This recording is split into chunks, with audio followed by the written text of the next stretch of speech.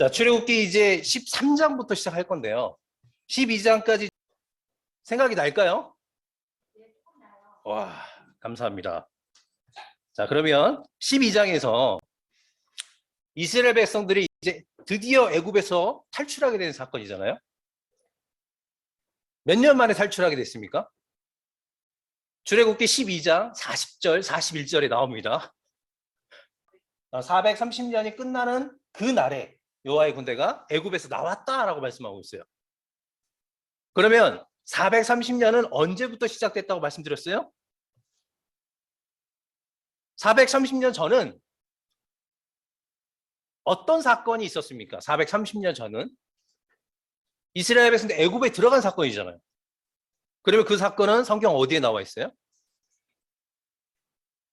어딘가 나와 있겠죠. 자, 창세기 나오겠죠. 창세기 46장을 보게 되면 야곱이 자기의 이제 혈육들 70명을 데리고 애굽으로 들어간 사건이죠. 그러니까 이 야곱이 130세가 됐을 때 애굽으로 들어간 사건이에요. 그 사건 이후에 지금 430년이 흘러서 이스라엘 백성들이 나온다는 거죠. 우리가 출애굽기 1장을 보게 되면 야곱의 허리에서 난 자녀가 70명이다라고 말씀하셨어요. 근데 생육하고 번성하고 강성해졌다 말씀하시면서 애굽의 온 땅에 충만해졌다 이렇게 말씀하고 있어요. 근데 지금 오늘 12장에서는 애굽에서 이스라엘 백성 탈출했단 말이에요. 그 백성이 얼마나 되냐 이거죠. 자, 얼마나 나왔습니까?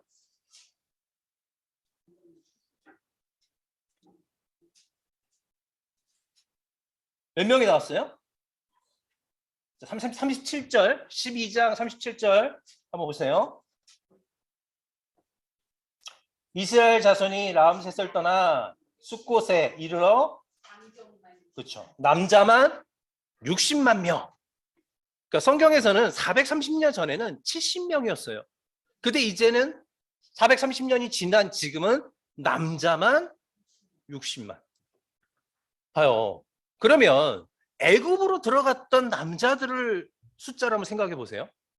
가장 야곱과 야곱의 12아들이 있었겠죠. 그 12아들들의 그 또 아들들, 그러니까 손자들이겠죠. 근데 거기에는 딸들도 포함됐어요. 디나뿐만 아니라 딸들도 포함해서 70명이었거든요. 지금 현재 장정만 60만이면 하나님께서 이스라엘 백성들을 얼마나 보살피고 돌봤는지 알 수 있다는 거죠. 우리가 1장에서 배웠던 말씀이 뭐냐면 애굽의 왕이 이스라엘 백성들을 학대하고 핍박했지만 번성하는 것을 막을 수 없다. 성경은 말씀하고 있어요. 왜 이스라엘 백성들, 제가 이제 지난 토요일 날 다른 집사님들하고 이제 성경 공부하는데 그 집사님들이 이런 질문을 했어요. 그러면 430년 동안 이스라엘 백성들은 애굽에 있었습니다. 다시 말하면 모세가 태어나기 전에는 모세가 80세에 출애굽을 시켰잖아요. 이스라엘 백성들. 그러면 모세가 태어났을 때는 가장 학대가 클 때죠. 그러면 350년 동안의 이스라엘 백성들은 애굽에서 생육하고 번성하고 계속 살았어요. 그러면 그들은 하나님의 백성으로서 구원받은 자들일까요? 아니면 그들은 하나님께 잊혀진 자들일까요?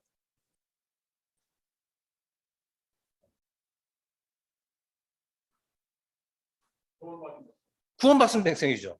근데 그들은 한 게 없어요. 애굽에서 그들은 생육하고 번성하는 일이 그들의 사명이었다는 거예요. 근데 그들은 애굽의 사람들이, 그러니까 애굽의 왕이 왜 그들을 핍박했는지 생각하셔야 돼요. 그들은 생육하고 번성하면서 했던 일이 있어요. 그게 뭐냐면 그들의 정체성을 잃지 않았다는 거죠. 제가 지난 시간에도 말씀드렸어요. 중국은 그 큰 땅덩어리에서 소수민족이 굉장히 많잖아요. 그런데 그 소수민족 중에서 유일하게 핍박하는 민족이 있어요. 그게 우르무치, 신장 사람들이라고 말씀드렸어요. 그 지역을 바리게티 쳐가지고요. 그 지역에 있는 사람들을 함부로 나오지도 못하게 하고 또 그 지역도 들어가려면 통행증을 받아야 들어갈 수 있어요. 그리고 그 민족들을 핍박하고 있었다는 거죠. 왜 그럽니까? 그들은 다른 소수민족들은 다 한족화가 됐어요. 중국화가 됐는데 그들은 자신들이 가지고 있는 이슬람의 그 문화, 그 종교를 가지고 중국화가 되지 않았다는 거예요. 그러니까 중국에서는 그들을 핍박할 수밖에 없었던 거예요. 이와 같이 이스라엘 백성들을 애굽 왕이 핍박했던 이유가 이거죠. 애국파가 되지 않아요. 300년이 넘게 이들이 살고 있는데 애국파가 되지 않으니까 두려운 거죠. 그래서 이 이스라엘 백성들을 동화시켜서 그들이 했던 그 목동의 일을 하지 못하고 건설하는 일, 다른 일을 시키면서 정체성을 깨뜨리려고 했죠. 그런데도 어떻습니까? 이스라엘 백성들은 여호와 신앙을 가지고 있고 자기들만의 그런 문화를 가지고 있었다는 것입니다. 그래서 애굽은 이스라엘 백성들을 핍박했다는 거예요. 자, 350년 동안 모세가 태어나기 전까지 야곱의 식구들이 그 혈통들이 했던 일이 무엇일까요? 여호와 신앙을 지켰다는 거죠. 그리고 하나님께서 은혜를 줘서 생육하고 번성하는 일을 했다는 것입니다. 사랑하는 여러분, 예수 그리스도가 오시기 전에 우리가 위대한 일을 해야 된다고 우리는 생각하고 있어요.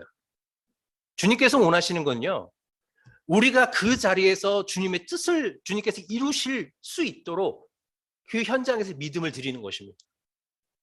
저는 350년 동안 살았던 그 애굽의 사람들, 때로는 일찍 목숨을 잃기도 하고 때로는 장수하기도 했을 거예요. 그들에게 무슨 의미가 있을까? 그러면 여호와 신앙이 그들의 삶 속에서는 역사에 기록된 게 없어요. 그죠? 근데 하나님은 아신다는 거죠. 하나님은 2장에 보게 되면 하나님은 그들을 돌보셨고 기억하셨다라고 말씀하고 있습니다. 2장 마지막 절에 있거든요. 그러니까 우리도 이런 믿음이 우리에게 있어야 되는 것 같아요. 하나님의 말씀을 배운다는 것은 우리가 제가 이제 하이델베르크 그 요리 문답을 잠깐 책을 봤어요.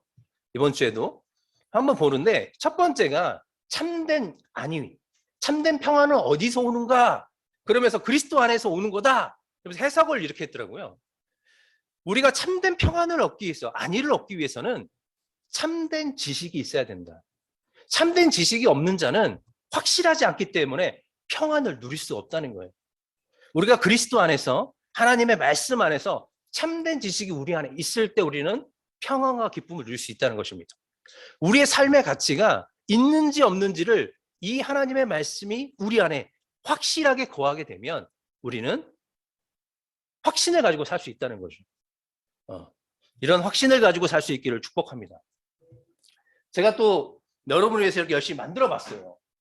너무 작죠? 안 보이시죠? 카페에다 올려놓겠습니다. 그러니까 창세기 이제 46장부터 우리가 12장까지 430년이 흘렀다. 그럼 시간적인 것도 보여드리고요. 어떤 사건들이 있었는지를 보여주고 있어요. 그래서 하나님께서는 이스라엘 백성들을 출애굽을 한 이유는 뭐였냐면 이제 족장들이 일하는 시대가 아니라 나라, 이스라엘이라는 하나님의 나라가 세상 속에서 하나님의 역사하시는 것을 증거함으로써 세상 민족에게 하나님을 전하는 일, 그 일을 시작하시겠다는 것입니다. 그래서 이스라엘 백성들을 구원하셨어요. 그래서 지금 중요한 게 뭐냐면 이제 13장부터 우리가 18장까지는 하나님께서 이스라엘 백성들을 왜 구원하셨는가? 그들의 정체성은 무엇인가를 가르쳐주고 있다는 거예요. 그냥 홍해 사건은요, 그냥 죽음에서 건진 사건이 아니에요. 하나님의 구원이 무엇인지를 말씀해주고 있고요. 구원받은 백성들이 어떤 삶을 살아야 되는지를 15장부터 계속 말씀해주고 있다는 것입니다. 우리가 이 13장부터 18장까지의 그 사건들을 하나님은 굳이 왜 이 사건들을 기록하게 하셨는지 한번 생각해 보시면서 이 13장부터 18장까지를 오늘 2시간 안에 우리가 배워보겠습니다. 그래서 오늘은 조금 다른 패턴으로 할 겁니다. 계속 제가 우리 집사님과 권사님 성경을 좀 더 자세히 알기를 그런 소망하는 마음에서 여러 방법을 지금 도입하고 있어요. 그래서 오늘 또 새로운 방법을 도입할 겁니다. 끈질기죠? 네. 자, 그러기 위해서는 이제 성경 같이 읽어야 되는데 읽으실 때 제가 이제 그 드라마 바이블 있잖아요. 성경 그 영상을 틀어드릴 거예요. 눈으로 보시면서 귀로 듣고 새로운 사실들이 있으면 줄을 그십시오. 메모하십시오. 그래서 한 장씩 읽을 겁니다. 한 권씩 읽지 않으니까 한 장이면 충분히 여러분이 이건 새로운 것 같아. 이 본문에서 이건 또 중요한 것 같아. 이런 부분들이 있을 거예요. 그게 어떤 부분이 나에게 느껴졌는지를 체크하셔서 제가 질문하면 답해 주시기 바랍니다. 아시겠죠? 아시겠죠? 자, 그러면 12장을 잠깐 설명할게요. 13장 보기 전에. 12장은 이스라엘 백성들이 출애굽했습니다. 자, 37절 보세요. 라암셋을 떠나, 라암셋은 요셉이 야곱과 그 형제들에게 주었던 땅이에요. 가장 좋은 땅, 애굽 왕이 주라고 해서 줬던 이 라암셋을 떠나 숫곳에 이르렀다. 지금 현재 12장은 숫곳에 머물러 있죠. 근데 숫곳에서 하나님은 이스라엘 백성들에게 무엇을 말씀하냐면 6월절에 대한 규례를 다시 보충해 설명해 주고 있어요. 우리가 12장에서 6월절에 대해서 설명이 이미 됐잖아요. 근데 12장 이제 후반부에 43절부터 6월절 규례에 대해서 다시 보완 설명하고 있고요. 그리고 13장부터는 무교절 그리고 초실절, 초태생의 절기까지 다시 설명해 주고 있다는 것입니다. 그리고 나서 13장 후반부에 보세요. 20절 보게 되면 숫곳을 떠나 광야 끝 에담의 장막을 치니 이제 이동하는 거예요. 그럼 숫곳에서 하나님은 유월절 규례에 대해서 보완, 그리고 무교절 규례에 대한 보완, 그리고 초실절에 대한 규례에 대해서 설명하고 있다는 것입니다. 13장에서 하나님은 왜 숫곳에서 이스라엘 백성들 무엇을 말씀하고 있는 것인가 한번 생각해 봤으면 좋겠다는 거예요. 이거는 조금 전에 말씀드린 것처럼 정체성, 이들의 정체성을 심어주는 사건들이에요. 그래서 13장을 읽어보겠습니다. 괜찮죠? 자, 13장을 펴시기 바랍니다.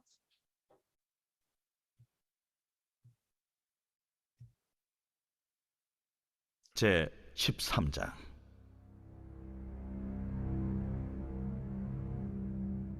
여호와께서 모세에게 일러 이르시되 이스라엘 자손 중에서 사람이나 짐승을 막론하고 태에서 처음 난 모든 것은 다 거룩히 구별하여 내게 돌리라. 이는 내 것이니라. 모세가 백성에게 이르되 너희는 애굽 곧 종되었던 집에서 나온 그날을 기념하여 유교병을 먹지 말라. 여호와께서 그 손의 권능으로 너희를 그곳에서 인도해 내셨음이니라. 아비벌 이날에 너희가 나왔으니 여호와께서 너를 인도하여 가나안 사람과 헷 사람과 아모리 사람과 히윗 사람과 여부스 사람의 땅 곧 내게 주시려고 내 조상들에게 맹세하신 바 젖과 꿀이 흐르는 땅에 이르게 하시거든. 너는 이달에 이 예식을 지켜 이래 동안 무교병을 먹고 일곱째 날에는 여호와께 절기를 지키라. 이래 동안에는 무교병을 먹고 유교병을 내게 보이지 아니하게 하며 내 땅에서 누룩을 내게 보이지 아니하게 하라. 너는 그날에 내 아들에게 보여 이르기를 이 예식은 내가 애굽에서 나올 때에 여호와께서 나를 위하여 행하신 일로 말미암음이라 하고 이것으로 내 손의 기호와 내 미간의 표를 삼고 여호와의 율법이 내 입에 있게 하라. 이는 여호와께서 강하신 손으로 너를 애굽에서 인도하여 내셨음이니 해마다 절기가 되면 이 규례를 지킬지니라. 여호와께서 너와 내 조상에게 맹세하신 대로 너를 가나안 사람의 땅에 인도하시고 그 땅을 내게 주시거든 너는 태에서 처음 난 모든 것과 내게 있는 가축의 태에서 처음 난 것을 다 구별하여 여호와께 돌리라. 수컷은 여호와의 것이니라. 나귀의 첫 새끼는 다 어린 양으로 대속할 것이요 그렇게 하지 아니하려면 그 목을 꺾을 것이며 내 아들 중 처음 난 모든 자는 대속할지니라. 후일에 내 아들이 내게 묻기를 이것이 어찌 됨이냐 하거든 너는 그에게 이르기를 여호와께서 그 손의 권능으로 우리를 애굽에서 곧 종이 되었던 집에서 인도하여 내실세 그때 바로가 완악하여 우리를 보내지 아니하매 여호와께서 애굽 나라 가운데 처음 난 모든 것은 사람의 장자로부터 가축의 처음 난 것까지 다 죽이셨으므로 태에서 처음 난 모든 수컷들은 내가 여호와께 제사를 드려서 내 아들 중에 모든 처음 난 자를 다 대속하리니 이것이 내 손의 기호와 내 미간의 표가 되리라. 이는 여호와께서 그 손의 권능으로 우리를 애굽에서 인도하여 내셨음이니라 할지니라. 바로가 백성을 보낸 후에 블레셋 사람의 땅의 길은 가까울지라도 하나님이 그들을 그 길로 인도하지 아니하셨으니 이는 하나님이 말씀하시기를 이 백성이 전쟁을 하게 되면 마음을 돌이켜 애굽으로 돌아갈까? 하셨습니다. 그러므로 하나님이 홍해의 광야 길로 돌려 백성을 인도하시매 이스라엘 자손이 애굽 땅에서 대열을 지어 나올 때에 모세가 요셉의 유고를 가졌으니 이는 요셉이 이스라엘 자손으로 단단히 맹세하게 하여 이르기를 하나님이 반드시 너희를 찾아오시리니 너희는 내 유고를 여기서 가지고 나가라 하였음이더라. 그들이 숫곳을 떠나서 광야 끝 에담에 장막을 치니 여호와께서 그들 앞에서 가시며 낮에는 구름 기둥으로 그들의 길을 인도하시고 밤에는 불기둥을 그들에게 비추사 낮이나 밤이나 진행하게 하시니 낮에는 구름 기둥 밤에는 불기둥이 백성 앞에서 떠나지 아니하니라. 네. 1차 집결지 숫곳이에요. 이스라엘 람세뿐만 아니라 고센 땅에 있던 애굽에 있던 모든 이스라엘 백성들이 숫곳에 일단 모여서 하나님께서 주신 말씀을 듣고 이제 출발했습니다. 출발할 때 이스라엘 백성들을 하나님께서는 어떻게 인도하셨습니까? 무엇으로 인도하셨습니까? 영이신 하나님은 안 보이잖아요. 근데 그 하나님을 우리가 체험할 수 있도록 하나님께 인도하신 방법이 있었죠. 뭘로 인도하셨습니까? 낮에는 밤에는 불기둥. 자, 그렇다면 13장에서 새롭게 느꼈던 거나 궁금한 것도 괜찮고요. 중심이 되는 이야기들, 내가 이걸 읽으면서 뭔가 느꼈다. 그런 부분이 있으면 한 말씀씩 해주시면 감사하겠습니다. 또 안수 집사님부터 하셔야죠. 네, 괜찮습니다. 그냥 보였던 거 괜찮습니다.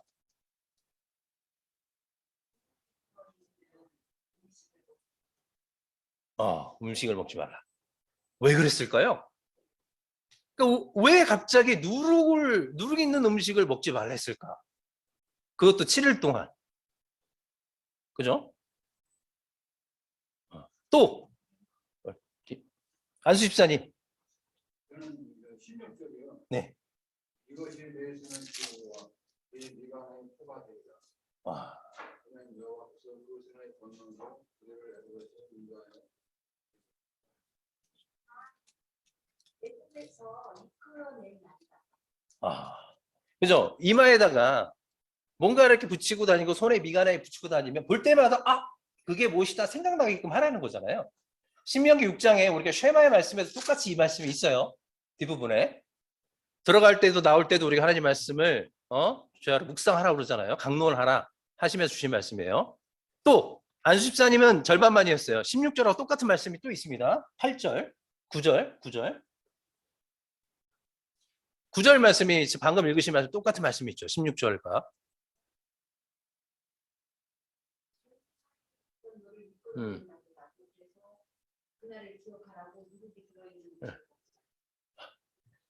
그래요. 자, 네, 그래요. 맞습니다. 자, 우리 김하승 권사님.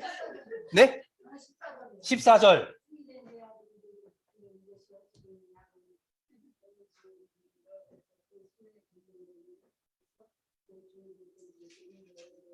그죠? 후일에 왜 이 아이들이, 이 자녀들 왜 물어볼까요? 물어보는 이유가 있을 거 아니에요? 왜 물어봐요? 네? 그 물어보는 이유가 있겠죠. 오늘 은우가 갑자기 유치원을 안 가요. 할머니, 오늘 왜 유치원 안 가요? 그죠? 알아야지. 그러니까 애들이 아니 왜 7일 동안 우리는 유교병을 먹으면 안 돼요? 왜 우리는 쓴 나물을 먹고 이렇게 힘들게 살아야 돼요? 자녀들이 물어볼 거 아니에요. 왜 이날? 이날은 하나님께서 여호와께서 우리 인도한 날이다라고 알려주라는 거죠. 다시 말하면 우리가 이 절기를 지킬 때 절기를 지키는 의미가 무엇인지를 바르게 가르치라는 거죠. 그런 의미가 있어요. 그러니까 그냥이 아니라 이 아이들이 물어본다는 것은 계속 그 절기가 유지가 돼야지만 물어볼 수 있는 거죠. 지키지도 않으면 몰라요. 그날이 무슨 날인지도. 그죠? 이렇게 생각해 보자는 거죠. 저는. 자, 보시면 또 새로운 걸 느꼈다. 자, 보세요. 12장 14절 한번 읽어볼게요. 12장 14절.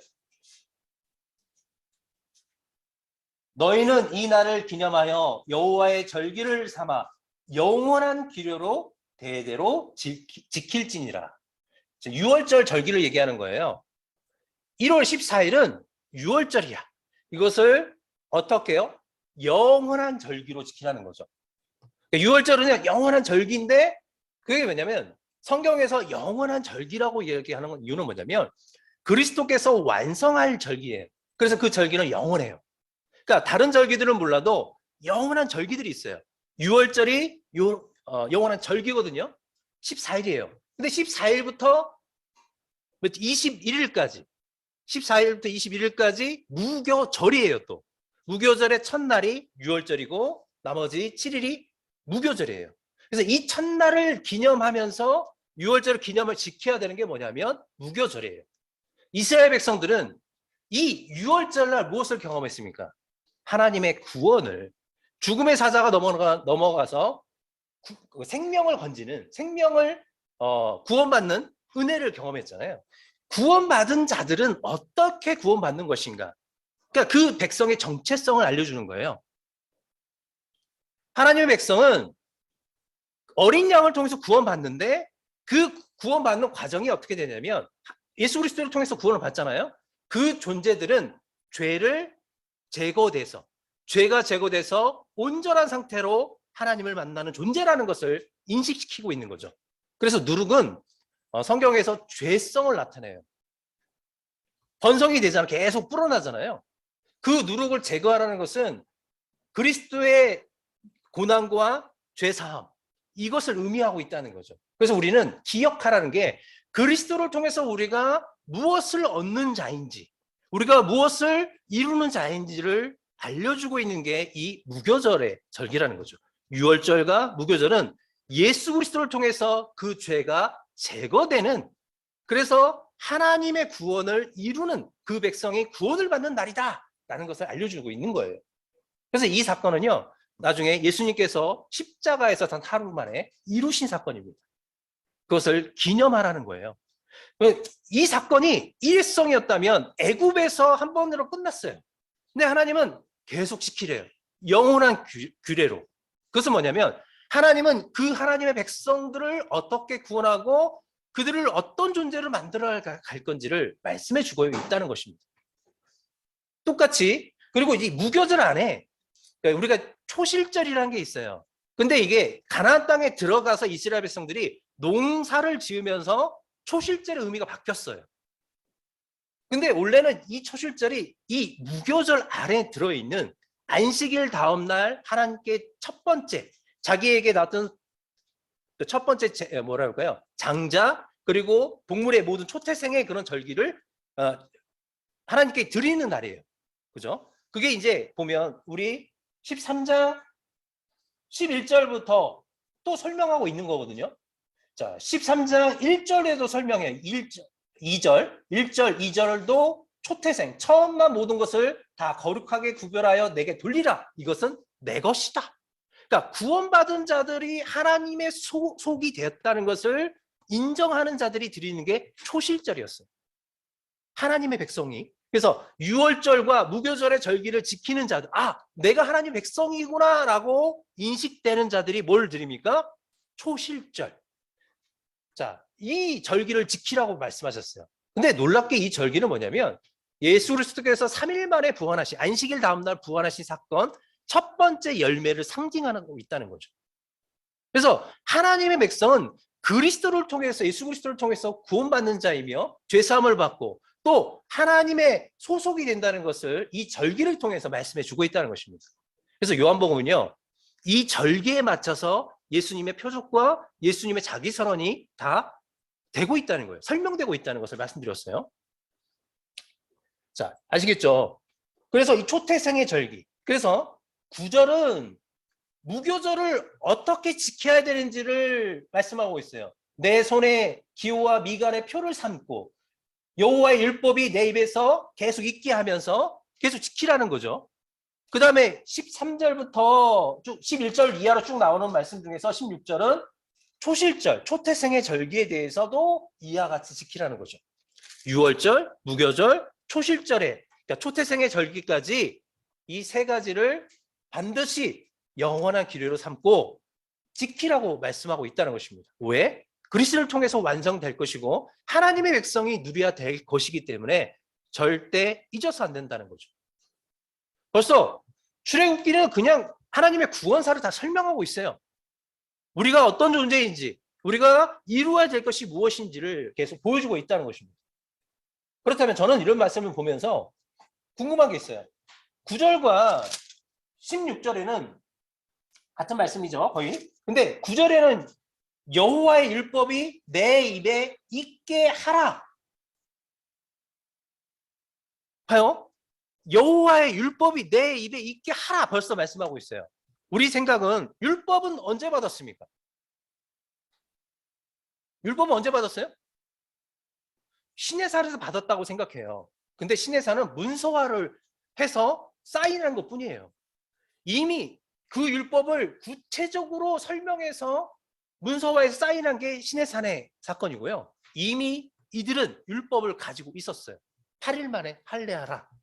할례를 다 행하고 있었죠. 이들은 하나님을 어떻게 섬겨야 되는지를 배워서 알고 있었다는 거죠. 그들의 문화를 가지고 있었다는 거예요. 그 법도를 알고 어느 정도 있었어요. 그게 이제 체계적으로 세워지지 않았기 때문에 그것을 구체적으로 하나님께서 문서화해주고 조직화를 만들어주는 게 바로 시내산에서 있었던 사건들이에요. 이 말씀을 보게 되면 뿐만 아니라 계속 하나님은 그래요. 너희가 내 법도와 율례를 지키는지 안 지키는지 내가 시험해 본다. 이걸 출애굽 15장에 또 말씀하세요.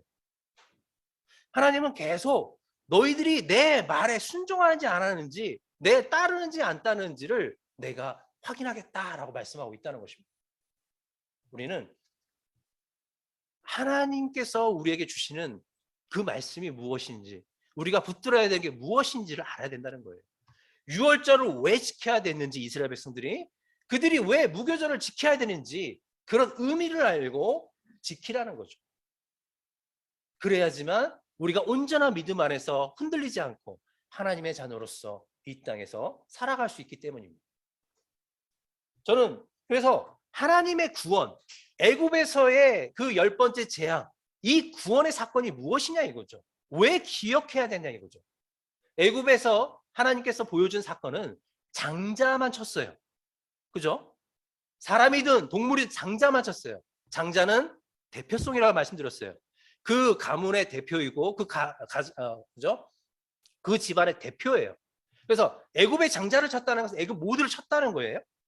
그 죽음에서 하나님은 이스라엘 백성들을 구원하신 것처럼 하나님의 구원이 무엇인지 마지막 심판에서도 건짐을 받을 자라는 것을 말씀해 주고 있다는 것이죠. 이해되셨나요? 어렵나요, 너무? 자, 이래서 우리가 6월절, 이 무교절은 계속 이야기가 될 겁니다. 거기에 하나 더 추가되는 게 뭐냐면 이제 안식일. 안식일의 법에 대해서 계속 하나님이 주시는 그 율법 안에서 계속 나타날 거예요. 그래서 안식일의 의미가 또 무엇인지 그때 또 생각해 보고요. 이 6월절과 무교절은 예수님 당시에도 지켰어요. 기억나시죠? 예수님께서도 6월절 식사 준비를 제자들에게 시켰잖아요. 자, 이런 것처럼 그때도 계속 지켜왔던 거죠. 예수님께서는 그것을 완성하기 위해 오셨기 때문에 이 의미는 계속해서 이제 성막에 대한 이야기를 하면서도 계속 증거가 될 거니까요. 더 그때에서 설명하기로 하고요. 자, 17절부터 보게 되면 하나님께서 3, 4일, 4일 정도만 가면 갈 수 있는 길을 하나님은 보세요. 이 팔레스타인 길 3, 4일이면 4일에서 5일 길어도 4일에서 5일이면 충분히 갈 수 있는 길이에요. 이 길을 하나님은 선택하지 않았습니다. 그리고 상인들이 주로 다니는 이 수르길이 있어요. 상인들, 이 가나안 상인들이 왔다 갔다 하는 길이 있고요. 그리고 이제 동방에서 오는 이제 왕의 대로라는 무역로가 있어요. 하나님은 이 길을 택하지 않았습니다. 하나님은 광야길, 아무도 다니지 않는 길을 선택했다는 것입니다. 그 이유가 무엇입니까? 이스라엘 백성들은 전쟁을 두려웠기 때문이에요. 그래서 어떤 학자들은 홍해 사건이 여기가 아니라 이쪽이다. 그래서 시내산이 이쪽이다라고 주장하는 학자들이 있어요. 미디안, 모세가 양을 치면서 많이 경험했던 그 산이 아마 여기 있을 거다 주장하기도 해요. 근데 저는 여기 과거에 이쪽을 주장하는 사람들의 이야기를 좀 더 신뢰해요. 두 개 다 확실히 여기다 우리는 알 수는 없어요. 왜 그러냐면 근거는 뭐냐면 미디안 근처에 200만이 넘는 이스라엘 백성들이 만약에 정착을 했다. 거기에 장막을 쳤다 그러면 미디안 사람들이 두려워해서 경계를 했을 것입니다. 분명히. 근데 이 시내산은 뭐냐면 애굽과 이 미디안 사람들, 이 가나안 사람들이 버린 땅이에요. 살 수 없는, 사람들이 살 수 없는 땅이기 때문에 버려진 곳이었다는 거죠.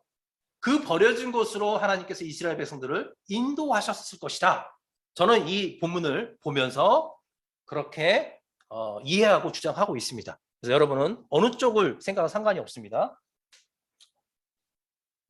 하나님께서는 이스라엘 백성들이 전쟁을 경험하면 돌아갈 것이다. 그래서 아무도 없는 곳으로 이끌어서 하나님이 어떤 분인지 알려고 했습니다. 그들이 이제 숫곳을 떠나 에담, 광야 쪽으로 택해서 내려가고 있어요.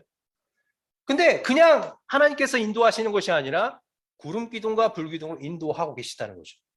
그래서 백성들이 그 하나님의 놀라운 능력을 바라보며 전진할 수 있었습니다.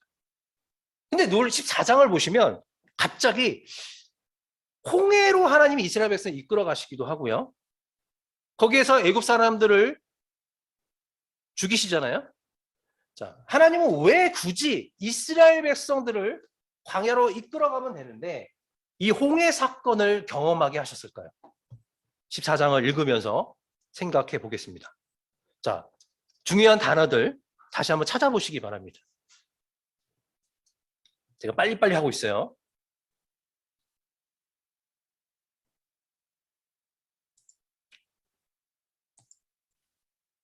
제 14장.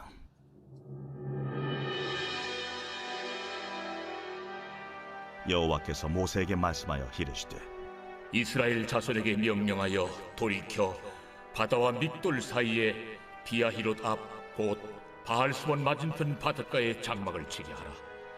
바로가 이스라엘 자손에 대하여 말하기를 그들이 그 땅에서 멀리 떠나 광야에 갇힌 바 되었다 하리라. 내가 바로의 마음을 완악하게 한즉 바로가 그들의 뒤를 따르리니 내가 그와 그의 온 군대로 말미암아 영광을 얻어 애굽 사람들이 나를 여호와인 줄 알게 하리라. 하시매 무리가 그대로 행하니라. 그 백성이 도망한 사실이 애굽 왕에게 알려지매 바로와 그의 신하들이 그 백성에 대하여 마음이 변하여 이르되 우리가 어찌 이같이 하여 이스라엘을 우리를 섬김에서 놓아 보내었는가 하고 바로가 곧 그의 병거를 갖추고 그의 백성을 데리고 갈새 선발된 병거 600대와 애굽의 모든 병거를 동원하니 지휘관들이 다 건드렸더라. 여호와께서 애굽 왕 바로의 마음을 완악하게 하셨으므로 그가 이스라엘 자손의 뒤를 따르니 이스라엘 자손이 담대히 나갔습니다. 애굽 사람들과 바로의 말들, 병거들과 그 마병과 그 군대가 그들의 뒤를 따라 바알스본 맞은편 비하이롯 곁 해변 그들이 장막 친 데에 미치니라. 바로가 가까이 올 때에 이스라엘 자손이 눈을 들어 본즉 애굽 사람들이 자기들 뒤에 이른지라. 이스라엘 자손이 심히 두려워하여 여호와께 부르짖고 그들이 또 모세에게 이르되 애굽에 매장지가 없어서 당신이 우리를 이끌어내어 이 광야에서 죽게 하느냐 어찌하여 당신이 우리를 애굽에서 이끌어내어 우리에게 이같이 하느냐 우리가 애굽에서 당신에게 이른 말이 이것이 아니냐 우리를 내버려 두라 우리가 애국 사람을 섬길 것이라 하지 아니하더냐 애국 사람을 섬기는 것이 광야에서 죽는 것보다 낫겠노라 너희는 두려워하지 말고 가만히 서서 여호와께서 오늘 너희를 위하여 행하시는 구원을 보라. 너희가 오늘 본 애굽 사람을 영원히 다시 보지 아니하리라. 여호와께서 너희를 위하여 싸우시리니 너희는 가만히 있을지니라.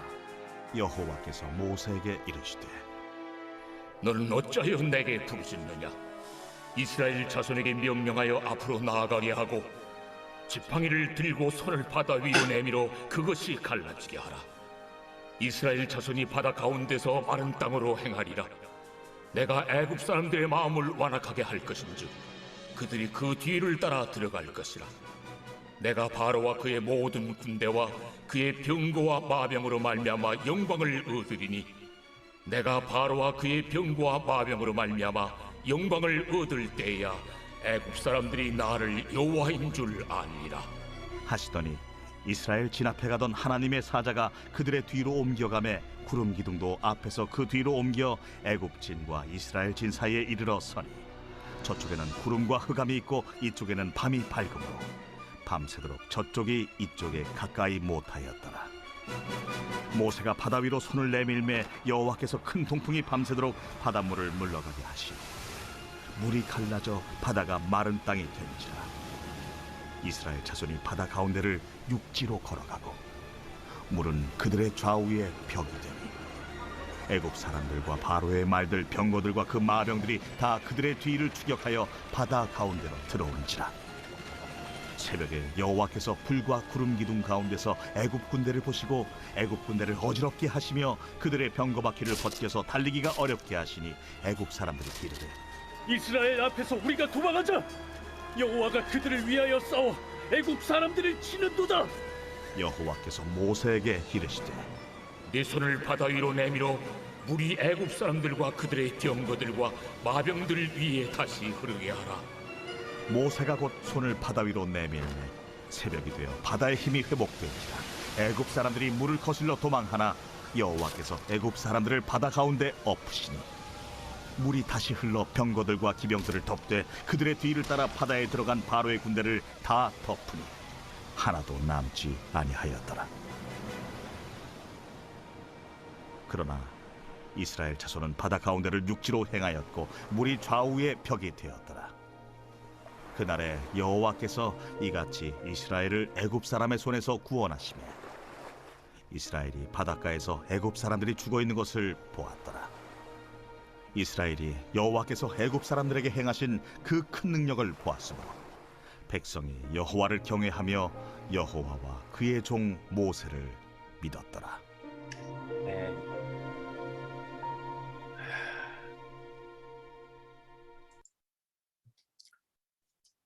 뭘 또 보셨습니까? 뭘 보셨나요? 14장. 네? 구원하신. 아니 11장, 12장에서도 하나님이 이제 계속 애굽에서 구원하셨잖아요. 여기서 또 구원하고 계세요. 그죠? 자, 여기서 하나님의 구원. 하나님의 구원은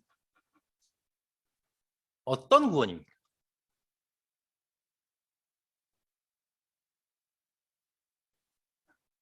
자, 하나님의 구원. 우리 안십사님 뭘 보셨습니까? 18절. 내가 바로와 그의 병거와 마병으로 말미암아 영광을 얻을 때야 애굽 사람들이 나를 여호와인 줄 아니라.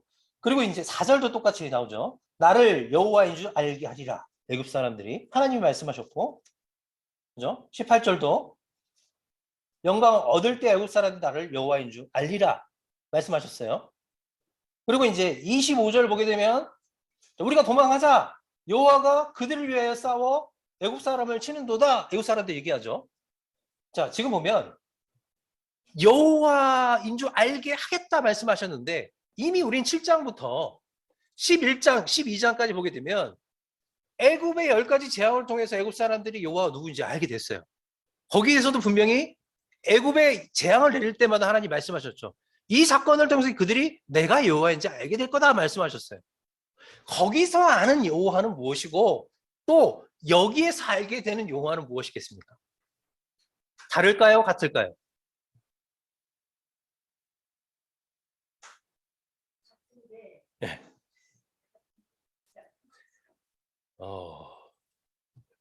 조금 달라요. 여기서 표현하는 것은 조금 달라요. 거기서 느꼈던 건 뭐냐면, 근데 결과적으로는 같아요. 근데 구체적으로 보여주고 있어요. 그래서 하나님이 이스라엘 백성, 하나님의 백성들에게 주시는 구원이 무엇인지를 지금은 결과적으로 보여주고 있다는 거죠. 보시면 10가지 재앙을 주시는데 하나님은 자연재해를 계속 줬잖아요. 마지막에 직접 오셨지만. 그래서 하나님의 어떤 분인지 이스라엘 백성들을 보여주는 거죠. 그 백성을 위해 싸우시는 분. 오늘도 걔 나왔죠. 오늘 몇 절 말씀? 모세가 얘기하죠. 14절. 여호와께서 너희를 위하여 싸우시리니 너희는 가만히 있어라.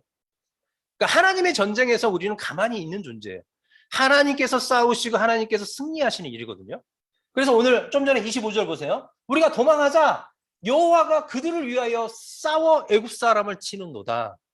하나님의 구원은요, 하나님이 싸워서 우리에게 주는 거예요. 우리가 싸워서 차지하는 것이 아니라 그 하나님을 믿고 신뢰하고 말씀에 순종할 때 하나님이 싸워서 승리를 주신다는 거죠. 그 구원을 보라는 거예요. 그 여호와를 보라는 거죠. 자, 이 사건을 보면 하나님 보세요. 여기 보세요. 숫곳에 있다가 에담으로 갔어요. 에담에서 가면 이렇게 가면 더 빨리 가요. 그죠? 에담에서 이렇게 가는데 갑자기 1절 보세요. 14장 1절. 여호와께서 모세에게 말씀하여 이르시되 2절 이스라엘 자손에게 명령하여 어디로? 돌이켜. 무슨 단어입니까? 가는 길을 돌이켜서 어디로 인도하고 있다는 거죠. 어디까지 가서, 자, 바다 사이 어디까지 가서 거기에서 진을 쳐라. 내가 계획이 있다라고 말씀하시는 거예요. 왜? 모세가 얘기합니다. 14절, 13절. 너희는 두려워하지 말고 가만히 서서 여호와께서 오늘 너희를 위하여 향하시는 구원을 보라. 이 사건을 통해서 하나님이 주시는 구원이 무엇인지를 보여주겠다는 것입니다. 자, 이렇게 가면 되는데 갑자기 바다 사이로 데리고 들어가셨어요. 돌이켜서 데리고 들어가서 하나님의 계획이 있다는 거죠. 하나님이 이렇게 하시겠다고 말씀하고 있죠. 좀 전에 우리 안수 집사님이 봤던 것처럼 18절 내가 바로와 그의 병거와 마병으로 말미암아 영광을 얻을 때야 그들이 이제 알게 될 것이다 라고 하신 것처럼 하나님의 계획이 있었다는 거예요. 이 계획을 통해서 이스라엘 백성들과 애굽 사람들에게 하나님의 어떤 분인지 알려주는 거죠. 하나님의 구원이 무엇인지 알려주는 것입니다. 봐요, 여러분. 자, 애굽이 큰 타격을 입었지만 지금 마병, 그렇죠? 군대들이 계속 있어요. 엄청 있어요. 탈출했어요. 자, 마음 편할까요? 마음 편할까요? 언제 쫓아올지 몰라서 두려워요. 애굽 사람들이 이제 언제 자기를 잡으러 올지 두렵다는 거죠. 그러면 힘있게 하나님의 인도하시는 그 길을 따를 수가 없습니다. 그죠? 하나님은 우리 안에 있는 두려움, 하나님을 온전히 따를 수 있도록 하나님은 완벽하게 그 악을, 죄를 제거해 주신다는 거예요. 애굽의 군대가 더 이상 이 백성들을 쫓아오지 못하도록 사탄이 그 죄악의 우리를 정죄하지 못하도록 완벽하게 제거하시는 것이 바로 하나님께 주시는 구원이에요. 애굽 사람들이 이제는 이 홍해 사건을 통해서 큰 군대가 수장을 당했어요. 어려움을 당했어요. 더 이상 이 이스라엘 백성들을 위해 싸우는 이 하나님을 두려워해서 쫓아오지 못하기 때문에 이스라엘 백성들은 이제 마음껏 갈 수 있다는 거죠. 하나님의 구원은 어떻습니까? 건져내놓고 그냥 잠시만 그들을 구원하는 것이 아니라 완벽한 구원을 말씀해 주고 있다는 것이죠. 완전한 구원을 이루신 분이라는 거죠. 근데 그 구원의 역사를 보세요. 전쟁으로 하지 않습니다. 사람의 힘이나 능력으로 하지 않습니다. 하나님께서 행하십니다. 어떤 일? 새로운 길을 여셨어요. 아니, 바다에 길이 있습니까? 없어요. 우리가 구원받을 수 있는 길은 하나도 없었어요. 그죠? 죄인된 우리들을 구원받을 길이 없었는데 홍해를 갈라서 마른 땅을 여서 새 길을 연 것처럼 하나님의 구원은 새로운 길을 열어서 주시는 구원이라는 거예요. 예수 그리스도를 통해서 우리의 모든 죄를 제거하시고 그분을 통해서 갈 수 있도록 길이요 진리요 생명 되시는 그분을 통해서 주시는 구원이라는 것을 말씀해 주고 있다는 것입니다. 이 홍해 사건은 놀라운 하나님의 구원의 은혜가 숨겨져 있어요. 그냥 하나님께서 바다를 갈랐어. 그래, 양옆에 유리처럼 딱 세워놓고 멋지게 걸어갈 수 있도록 하셨어. 새로운 길입니다. 그 누구도 상상할 수 없고 누구도 만들 수 없는 그 새로운 길을 열어서 그 백성들이 그 길을 통해서 구원받을 수 있도록. 그러나 믿지 않는 자들은 그 길에서 죽음을 당한다는 것입니다. 하나님은 이 승리를 말씀해 주고 있어요. 하나님의 백성들에게 정말 막다른 길에서 죽는 것 같지만 하나님을 바라보고 하나님을 믿는 자들에게 어떤 새로운 길을 열어서 구원하신 분임을 알라는 것입니다. 너희는 이런 하나님을 통해서 구원받은 그 하나님 백성이라는 것을 알라는 거예요. 우리는 이 세상의 방법으로 선행과 이 세상의 방법으로 구원을 얻는 존재가 아니에요. 우리는 하나님께서 열어주신 새 길, 바로 예수 그리스도를 통해서 구원을 얻는 하나님의 자녀이라는 사실을 기억하시기 바랍니다. 놀랍죠? 이 출애굽기는 정체성이 무엇인지 정확히 알려주고 있어요. 우리가 하나님의 백성으로서 어떤 삶을 살아야 되는지, 내가 어떤 존재인지를 정확하게 알려주고 있습니다. 그래서 30절과 31절 보십시오. 14장 30절 31절 한번 같이 읽겠습니다. 시작. 그날에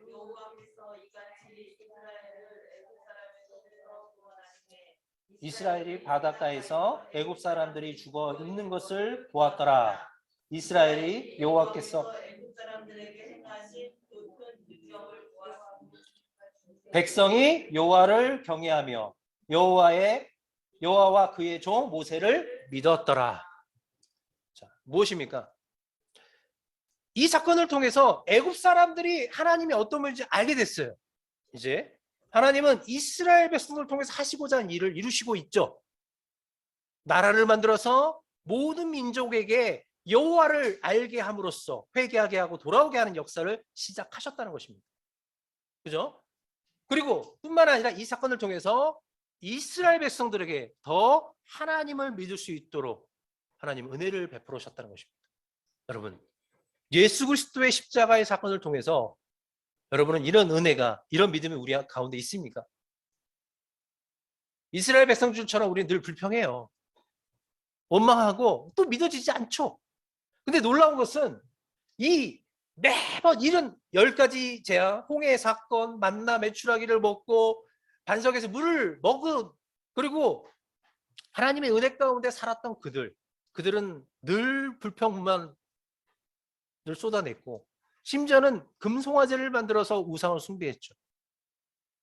그런데 놀라운 것은 그런 존재를 40년 안에 하나님은 바꾸셨습니다.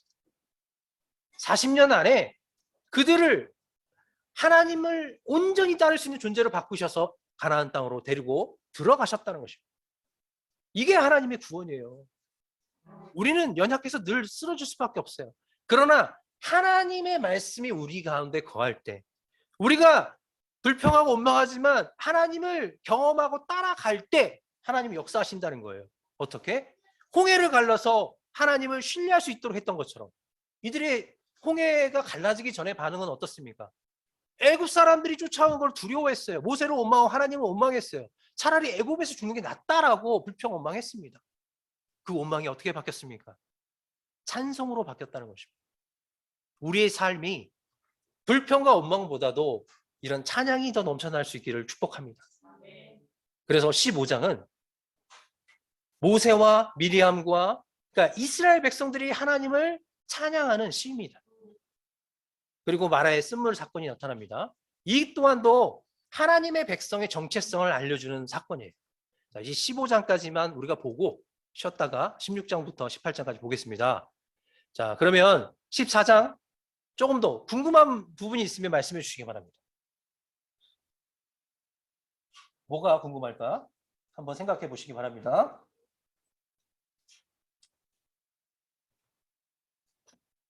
다 풀리셨죠? 별로 궁금하지 않죠? 모르시니까. 그래서 제가 성경을 같이 읽는 거예요.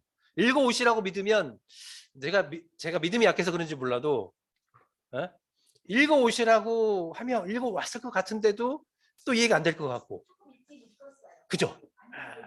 예. 그래서 이렇게 한 번 더 읽고 설명을 하면 더 잘 나오죠. 그래서 이제 보면 15장을 읽으실 때, 모세가 하나님을 어떻게 찬양하는지. 모세의 찬양이 끝나자마자 어떤 여자분들이 막 나타나서 찬양을 해요. 춤을 추면서. 남자들도 막 화답을 해요. 그러면 이 찬양은 모세 혼자만 하는 것이 아니라 이스라엘 전체가 하는 찬양이라는 것이죠.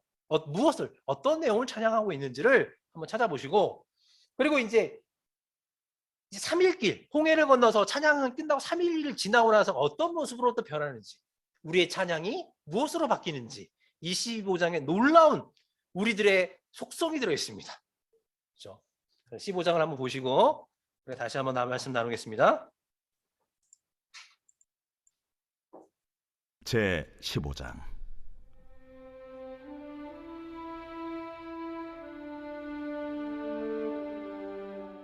이때에 모세와 이스라엘 자손이 이 노래로 여호와께 노래하니 일렀으되, 내가 여호와를 찬송하리니 그는 높고 영화로우시며 말과 그 탄자를 바다에 던지셨음이로다. 여호와는 나의 힘이요 노래시며 나의 구원이시로다. 그는 나의 하나님이시니 내가 그를 찬송할 것이요 내 아버지의 하나님이시니 내가 그를 높이리로다. 여호와는 용사시니 여호와는 그의 이름이시로다. 그가 바로의 병거와 그의 군대를 바다에 던지시니 최고의 지휘관들이 홍해에 잠겼고 깊은 물이 그들을 덮으니 그들이 돌처럼 깊음 속에 가라앉았도다. 여호와여, 주의 오른손이 권능으로 영광을 나타내시니이다. 여호와여, 주의 오른손이 원수를 부수시니이다. 주께서 주의 큰 위엄으로 주를 거스리는 자를 엎으시니이다. 주께서 진노를 발하시니 그 진노가 그들을 지푸라기같이 사르니이다. 주의 콧김에 물이 쌓이되 파도가 언덕같이 일어서고 큰 물이 바다 가운데 엉기니이다. 원수가 말하기를 내가 뒤쫓아 따라잡아 탈취물을 나누리라. 내가 그들로 말미암아 내 욕망을 채우리라. 내가 내 칼을 빼리니 내 손이 그들을 멸하리라 하였으나 주께서 바람을 일으키심에 바다가 그들을 덮으니 그들이 거센 물에 납같이 잠겼나이다. 여호와여, 신중에 주와 같은 자가 누구니이까? 주와 같이 거룩함으로 영광스러우며 찬송할 만한 위엄이 있으며 기이한 일을 행하는 자가 누구니이까? 주께서 오른손을 드신즉 땅이 그들을 삼켰나이다. 주의 인자하심으로 주께서 구속하신 백성을 인도하시되 주의 힘으로 그들을 주의 거룩한 처소에 들어가게 하시나이다. 여러 나라가 듣고 떨며 블레셋 주민이 두려움에 잡히며 에돔 두령들이 놀라고 모압 영웅이 떨림에 잡히며 가나안 주민이 다 낙담하나이다. 놀람과 두려움이 그들에게 임하매 주의 팔이 크므로 그들이 돌같이 침묵하여 싸우니 여호와여, 주의 백성이 통과하기까지 곧 주께서 사신 백성이 통과하기까지였나이다. 주께서 백성을 인도하사 그들을 주의 기업의 산에 심으시리이다.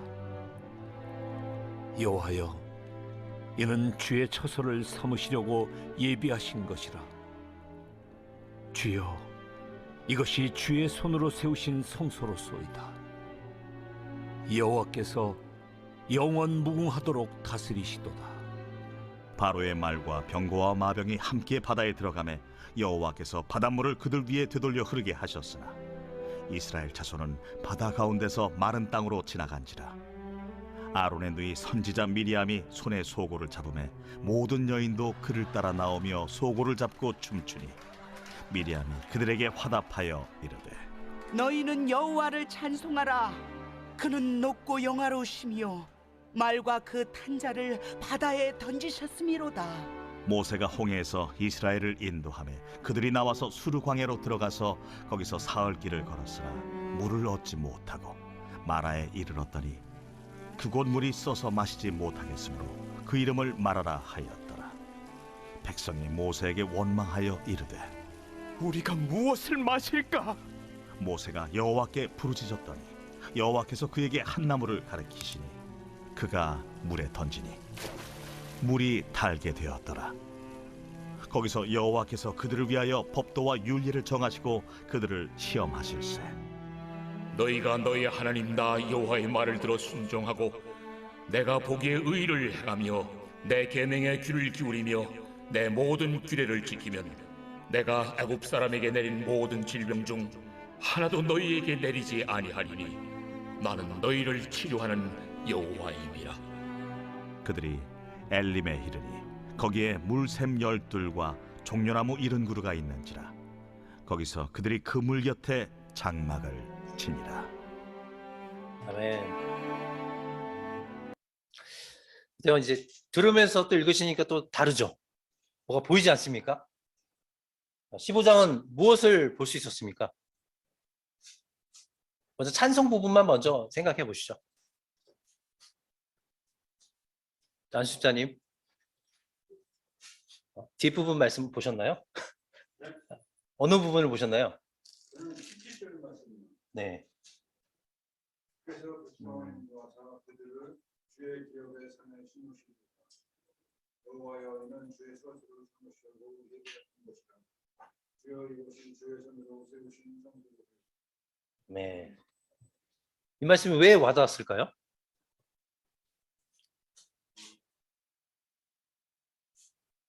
그래서 백성을 인도하셔가지고요. 네.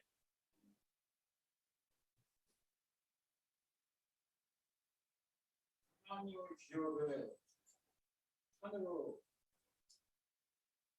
심으셨다는 거죠. 네. 그러니까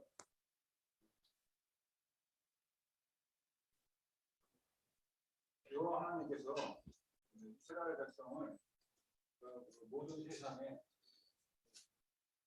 모든 문고리가 되는 그 백성으로 삼으셨다는 거죠. 네. 그래요. 자, 그렇다면 또 다른 분은 또 어떤 부분이 또 느껴졌을까요? 모세의 찬양 2절.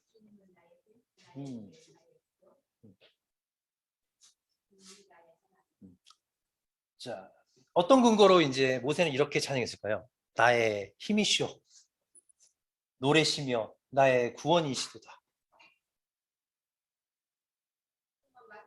응.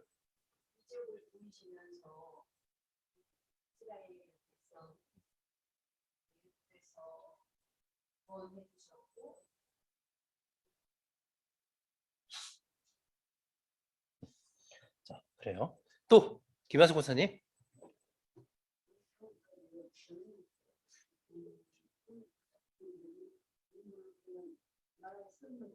네. 원망들 원망하이르되 무엇을 마실까 하며 원망들. 그렇죠. 찬양이 원망으로 바뀌었어요. 3일 만에 바뀌었죠. 네. 보니까 방금 보신 것처럼 모세가 2절을 보시면 나의 힘이시오, 그죠? 노래시며 나의 구원이시로다. 그는 나의 하나님이시다. 그러니까 우리의 하나님, 하나님의 백성을 어떻게 인도하시는지, 구원하시는지 찬양하고 있는 거잖아요. 그러니까 나는 그분의 자녀이고 하나님은 나의 하나님이십니다 라는 고백을 통해서 하나님께 찬양을 돌리고 있죠. 그리고 보면 2절의 후반부에는 내 아버지 하나님이시다. 자, 이렇게 하나님을 찬양할 수밖에 없는 이유는 뭐냐면 하나님은 약속하신 대로, 언약하신 대로 이루시는 분이구나.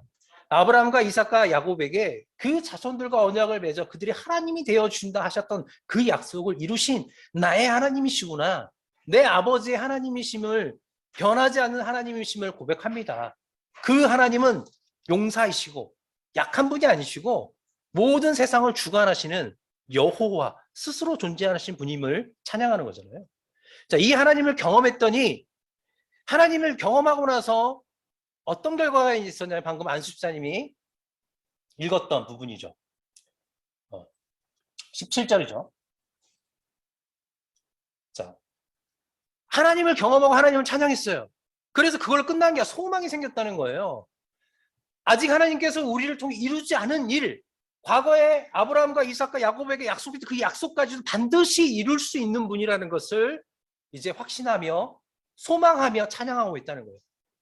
하나님의 그 다스림과 그 역사는 영원토록 영원하실 거라는 것을 찬양하고 있다는 것입니다. 그러니까 우리가 하나님을 경험함으로써 그 자리에서 만족으로 끝나는 것이 아니라 새로운 소망이 생겨나야죠. 진정한 하나님에 대한 하나님께서 이루지 않으시고 아직 이루지 않은 일까지도 우리는 소망하며 하나님의 나라, 영원한 그 나라를 소망하며 살아야 된다는 거예요. 제가 이제 젊은 분들한테 여쭤봐요. 그리고 어린이들한테 제가 질문하는 게 있어요. 정말 구원 받았다고 생각하십니까? 그래요? 그럼 천국 가서 무엇을 하고 싶습니까? 안주사님, 천국 가서 뭐 하고 싶습니까? 찬양. 누구와 어떻게 찬양하고 싶습니까? 맞죠? 김한슬 권사님은? 뭐 하실 겁니까? 네, 그죠? 제가 어린 아이들한테 그래요. 아이들한테 자, 내일 모레 에버랜드 갈 거예요. 한마디 했습니다. 아이들은 그 사실을 믿는 아이들은 어떤 생각을 하고 어떤 기대를 가지고 살까요? 진짜 믿는 아이들, 에버랜드가 어떻게 생겼지? 거기에 뭐가 있지? 내가 뭘 좋아할 수 있는 게 무엇인지를 찾아요. 들어요. 그래, 이게 재밌어. 나 가장 먼저 가서 나 저거 먼저 줄 쓸 거야. 나 저거 먼저 탈 거야. 그 다음에 이거 탈 거야. 이거 탈 거야. 라고 아이들은 준비합니다. 진짜 믿는다면. 근데요, 믿지 않는 애들은요, 그냥 가요. 뭐지? 따라가는 거죠. 이제 진짜 믿는 사람들은요, 천국 가서 뭐 할 건지를 구체적으로 생각해요. 주님 만나면 정말 내가 그 문하세라는 그 왕이 진짜 악한 왕이래. 55년 동안 다스리면서 그 사람이 정말 회개해서 구원 받았는지 한번 보고 싶어. 사도 바울을 봐서 바울 사도 바울 형제, 바울 형님 정말 빌립보에서 정말 하나님을 그렇게 매맞고도 하나님을 찬양했어? 왜 그랬어? 어떻게 그럴 수가 있어? 당신이 믿은 게 뭐야? 이런 기대감들이 우리 안에 있냐 이거죠. 하나님의 나라가 구체적으로 우리 안에 있냐 이거죠. 내가 예수 그리스도의 품에 안겨서 정말 내가 그분에게 어떤 말을 듣고 싶은지 이런 기대함이 있냐 이거죠. 모세는 홍해 사건을 통해서 그 하나님을 기대했습니다. 구체적으로 하나님께서 이루실 것을 찬양하며 우리는 말씀 따로, 그죠? 천국 따로, 다 따로따로 있어요. 이제 하나로 만드십시오. 하나님의 백성의 정체성이에요. 하나님의 백성들, 하나님께서 이루실 것을 정확히 보고 내가 이 땅에서 어떤 일을 해 나가든지 하나님은 나와 함께 하시고 기뻐하실 거니까요. 그리고 내가 흔들리지 않는다면 하나님은 어떻게든 우리를 변화시켜서 구원을 완성시킬 뿐이에요. 350년 동안 다 실패한 것 같았지만 애굽에 있는 자들이, 근데 하나님은 430년 후에 성공하셨어요. 승리하셨어요. 우리 인생도 마찬가지입니다. 그래서 구체적인 우리가 가져야 할 소망이 있다는 거예요. 예수 그리스도를 만나면 무엇을 얘기하고 싶고 내가 천국에서 무엇을 확인하고 싶은지를 한번 생각해 보시기 바랍니다. 그래서 이런 하나님을 경험한 자들, 모세의 찬양을 보고 미리암도 마찬가지로 소고와 그죠? 악기를 들고 나와서 여자들도 춤을 추면서 화답했어요. 와, 맞아. 함께 찬양하며 함께 하나님께 영광 돌리는 그런 모습이었다는 거죠. 우리가 그 하나님을 경험하면서 우리가 함께 하나님을 찬양했으면 좋겠습니다.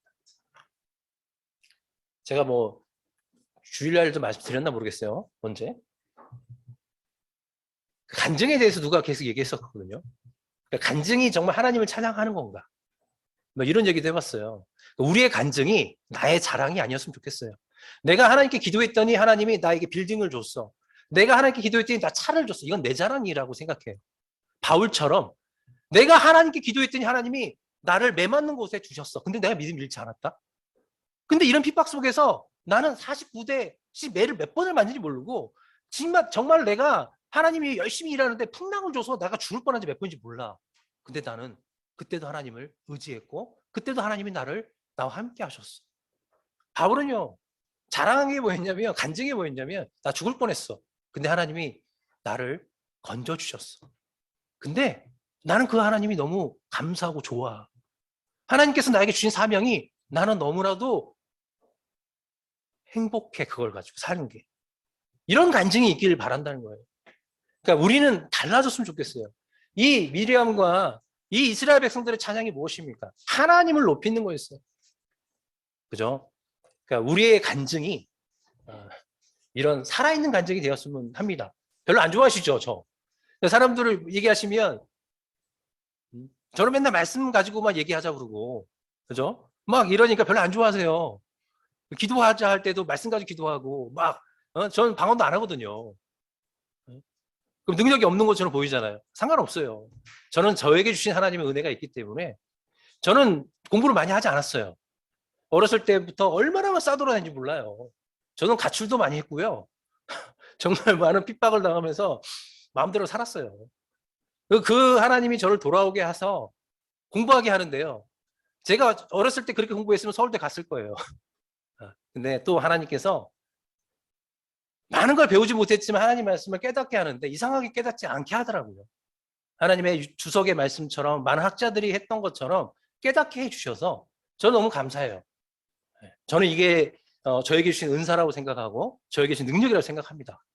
그래서 여러분도 저를 만난 게 복인지 아니면 고난인지 모르겠지만 하나님 말씀을 더 많이 공부하시기 바랍니다. 두려워하지 마시기 바랍니다. 저도 못했고요. 처음부터 잘할 수는 없어요. 그래서 우리가 하나님 말씀을 늘 묵상하면서 떠나지 않는 것이 복이라는 사실을 기억하시기 바랍니다. 근데 우리는 너무 연약해요. 이스라엘 백성이 그 놀라운 기이한 일을 찬양하며 하나님께 높여드렸는데 3일 만에 내가 하나님의 백성인데 이럴 수 있습니까? 하나님, 당신이 그렇게 위대한 하나님인데 왜 물을 안 줘요? 물을. 벌써 하나님을 자신의 도구로 생각하기 시작하는 거예요. 무리바 물사건도 마찬가지예요. 하나님은 시험했어요. 그래? 줄 수 있는지 없는지 보자. 이러면서 하나님 시험한 거거든요. 벌써 그 애굽에서 그 재앙을 내리고 홍해가 이렇게 놀라운 하나님도 왜 우리에게 물을 안 줘? 이럴 수 있는 거야? 하나님 왜 그런 거야? 불평분만이 일어났다는 것이고. 근데 하나님은 이걸 통해서 무엇을 정하셨습니까? 보세요. 뭘 정했어요? 그 자리에서 뭘 정했어요? 25절 법도와 율례를 정하시고 테스트하는 거예요. 정했어요. 하나님은요 그 백성들에게 처음부터 막 하는 것이 정해놓은 게 아니라 이런 법들을 다 정해주고 하나씩 알려주고요. 경험하게 하시고 그 하나님, 너가 경험한 하나님을 믿는다면 이 법을 지켜라 명령하셨다는 거죠. 그런데 하나님께서 이 법도를 딱 주시면서 하신 이야기가 뭐냐면 너 안 지키면 죽어. 이런 협박이 아니었다는 거예요. 나는 너희들을 치료하는 하나님이야. 너희들은 하나님의 법도가 질서가 없어서 니네 멋대로 살았기 때문에 죄악으로밖에 살 수 없었어. 내가 법도와 율례를 통해서 너희를 치유할 거야. 내가 너희를 회복할 거야. 완전한 회복을 말씀하십니다. 예수님께서 오셔서요 모든 질병을 치유하셨어요. 자, 하나님의 백성을 예수님께서 치유하신 것처럼 완벽하게 치유하신다는 거예요. 하나님의 백성은요 예수 그리스도께서 마지막 날 우리가 어떤 질병을 가지고 주님 앞에 서더라도 주님께서 회복해 주셔서 온전한 상태로 하나님의 나라로 갈 수 있도록 우리를 고쳐주신다는 것입니다. 하나님께서는 이 이스라엘 백성들에게 그 사실을 알려준 거예요. 너희는 하나님의 말씀과 그 법도로 치유되는 자들이다. 회복되는 자들. 우리가 하나님의 질서를 지켜가면서 우리는 아름다워지는 존재다라고 말씀하십니다. 제가 이 말씀을 보면서 창세기 1장을 항상 설명을 드려요. 구원은 새로운 게 아니에요. 하나님의 말씀이 우리 안에 임해서 역사했을 때 구원이 이루어지는 거예요. 창세기 1장은 하나님 말씀이 임했죠. 그랬더니 어떻게 됐습니까? 말씀대로 임하자마자 아름다워지고 질서가 생기고 하나님 보시기에 심히 아름다운 게 변화됐잖아요. 하나님 말씀이 임할 때마다, 하나님 말씀이 가라사대 말씀하실 때마다 말씀하시니까 공허하고 흑암과 무질서한 그곳에 아름다움과 온전함과 하나님의 거룩이 임재해서 하나님의 안식이 이루어지는 곳으로 바뀌었다는 거죠. 우리가 우리 안에 있는 하나님의 그 말씀이 우리를 질서 있게 만들고 하나님께서 보시기에 아름다운 존재로 변화시킴으로써 우리를 온전한 상태로 치유하신다는 것입니다. 하나님의 말씀, 이 땅에 말씀, 육신이 말씀이 돼서 오셨죠. 말씀이 육신이 돼서 오셨죠. 바로 예수 그리스도이십니다. 그죠?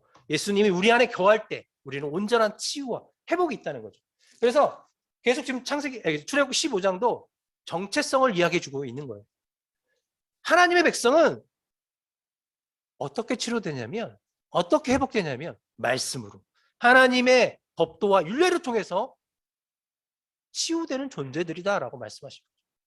예수를 믿는 자들 어떻게 됐습니까? 가나안 여인들, 혈류병 여인들, 예수를 믿고 그 예수를 받아들인 자들은 온전한 치유를 회복했어요. 이 땅에 말씀으로 오신 예수님을 영접하는 자는 이와 같은 회복이 있다는 사실을 기억하시기 바랍니다. 잠깐 쉬었다가 하겠습니다. 하나님은 15장에서 보면 이제 하나님은 어떤 자를 심판하셨습니까? 모세의 찬양을 보게 되면 하나님께서 원수, 주를 거스리는 자들을 심판하신 분이라는 것을 또 말씀해 주고 있어요. 하나님의 백성은 구원해 주시지만 하나님을 대적하는 자, 하나님의 원수된 자, 하나님의 백성을 또 괴롭히고 그들의 원수된 자들을 심판하신 분이라고 말씀하고 있습니다. 이런 하나님을 우리가 신뢰하면서 하나님께서 완성하시는 그 나라에 우리가 함께 동역하며 나가는 저와 여러분 되기를 바랍니다. 자, 궁금한 거 있으면 계속 말씀하십시오. 질문하시면 되겠습니다. 소망합니다. 언젠간 질문들을 잘해 주실 거를.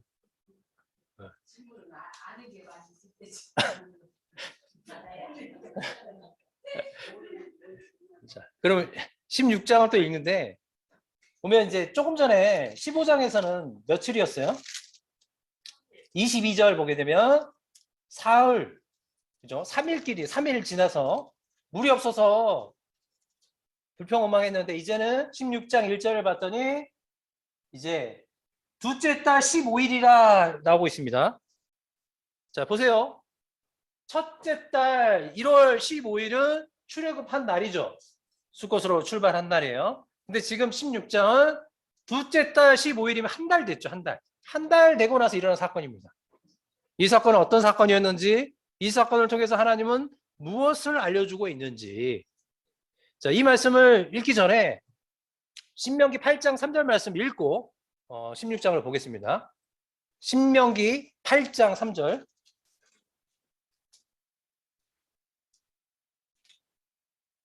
신명기 8장 구약 274쪽, 275쪽에 있습니다.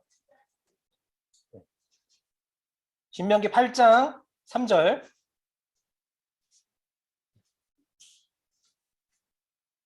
신명기 8장. 자, 같이 읽겠습니다. 시작. 너를 낮추시며 너를 줄이게 하시며 또 너를 알지 못하며 내 조상들도 알지 못하던 만나를 내게 먹이신 것은 사람이 떡으로만 사는 것이 아니요 여호와의 입에서 나오는 모든 말씀으로 사는 줄을 내가 알게 하려 하십니다. 자, 보시면 모세가 지금 얘기하는 게 뭐냐면 만나를 주신 이유가 무엇인지를 설명하고 있죠. 지금 하나님께서 이스라엘 백성들이 한 달이 됐으면 당연히 먹을 게 없겠죠. 근데 하나님은 이 사건을 통해서 무엇을 하려고 하셨는지 모세는 이렇게 얘기했습니다. 사람이 떡으로만 사는 존재가 아니다. 사람은 어떻게 산다고요? 하나님의 말씀, 하나님이 입에서 나오는 말씀으로 사는 존재다. 다시 말하면 하나님의 백성, 구원받은 백성은 하나님으로 말씀으로 산다. 하나님의 말씀으로. 자, 생명의 떡, 하늘에서 내려오시는 예수 그리스도를 통해서 사는 존재다라는 것을 말씀하고 있다는 거죠. 자, 그러면 16장을 읽으시면서 하나님께서는 이스라엘 백성들에게 이 사건을 통해서 무엇을 소망하게 하셨는지, 또 이 사건을 통해서 어떤 하나님인지를 우리가 한번 찾아봤으면 좋겠습니다. 16장 제 16장.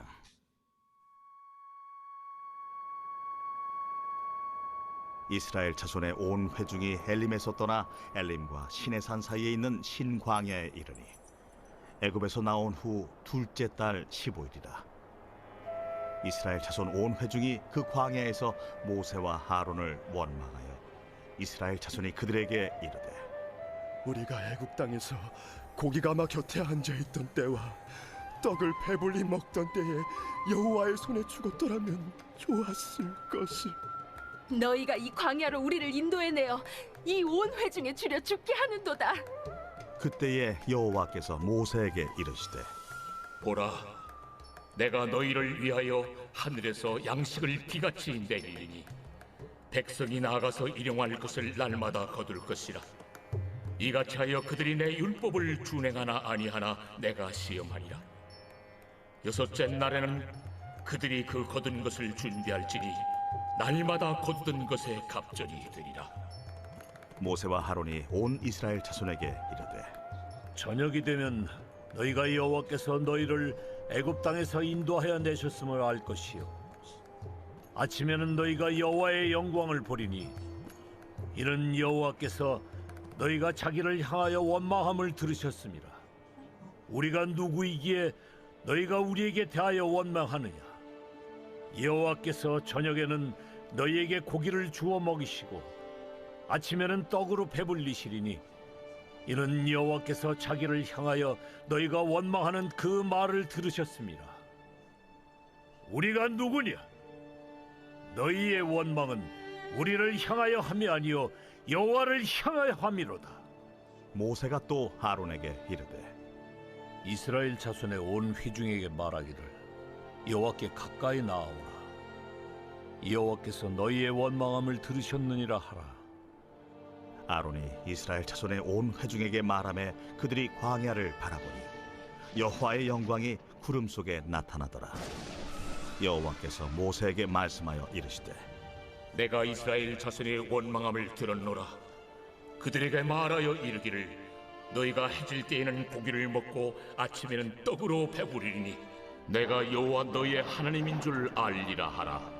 저녁에는 메추라기가 와서 진에 덮이고 아침에는 이슬이 진 주위에 있더니 그 이슬이 마른 후에 광야 지면에 작고 둥글며 서리같이 가는 것이 있는지라. 이스라엘 자손이 보고 그것이 무엇인지 알지 못하여 서로 이르되, 이것이 무엇이냐?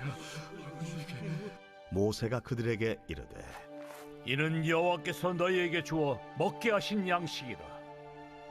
여호와께서 이같이 명령하시기를 너희 각 사람은 먹을 만큼만 이것을 거둘지니 곧 너희 사람 수여대로 한 사람에 한 오멜씩 거두되 각 사람이 그의 장막에 있는 자들을 위하여 거둘지니라 하셨느니라.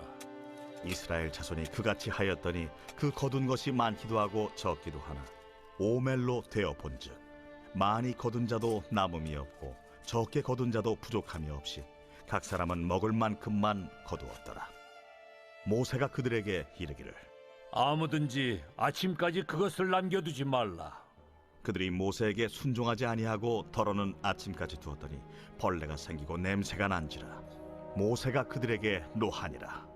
무리가 아침마다 각 사람은 먹을 만큼만 거두었고 햇볕이 뜨겁게 쬐면 그것이 쓰러졌더라. 여섯째 날에는 각 사람이 갑절의 식물 곧 하나에 2오멜씩 거둔지라. 회중의 모든 지도자가 와서 모세에게 알리되 모세가 그들에게 이르되, 여호와께서 이같이 말씀하셨느니라. 내일은 휴일이니 여호와께 거룩한 안식일이라. 너희가 구울 것은 굽고 삶을 것은 삶고 그 나머지는 다 너희를 위하여 아침까지 간수하라. 그들이 모세의 명령대로 아침까지 간수하였으나 냄새도 나지 아니하고 벌레도 생기지 아니한지라. 모세가 이르되, 오늘은 그것을 먹으라. 오늘은 여호와의 안식일인즉 오늘은 너희가 들에서 그것을 얻지 못하리라. 엿새 동안은 너희가 그것을 거두되 일곱째 날은 안식일인즉 그 날에는 없으리라. 일곱째 날에 백성 중 어떤 사람들이 거두러 나갔다가 얻지 못하니라. 여호와께서 모세에게 이르시되, 어느 때까지 너희가 내 계명과 내 율법을 지키지 아니하려느냐? 볼지어다. 여호와가 너에게 안식일을 주므로 여섯째 날에는 이틀 양식을 너희에게 주는 것이니 너희는 각기 처소에 있고 일곱째 날에는 아무도 그의 처소에서 나오지 말지니라. 그러므로 백성이 일곱째 날에 안식하니라. 이스라엘 족속이 그 이름을 만나라 하였으며 가시같이 희고 맛은 꿀 섞은 과자 같았더라. 모세가 이르되 여호와께서 이같이 명령하시기를 이것을 오멜에 채워서 너희의 대대 후손을 위하여 간수하라. 이는 내가 너희를 애굽 땅에서 인도하여 낼 때에 광야에서 너희에게 먹인 양식을 그들에게 보이기 위함이니라 하셨다. 또 모세가 아론에게 이르되 항아리를 가져다가 그 속에 만나 한 오멜을 담아 여호와 앞에 두어 너희 대대로 간수하라. 아론이 여호와께서 모세에게 명령하신 대로 그것을 증거판 앞에 두어 간수하게 하였고 사람이 사는 땅에 이르기까지 이스라엘 자손이 40년 동안 만나를 먹었으니 곧 가나안 땅 접경에 이르기까지 그들이 만나를 먹었더라. 오멜은 10분의 1 에바이더라. 아멘. 자, 뭘 또 보셨습니까?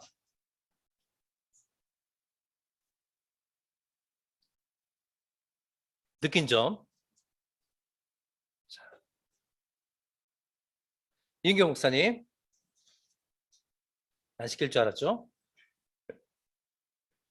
안식일에 대한 것이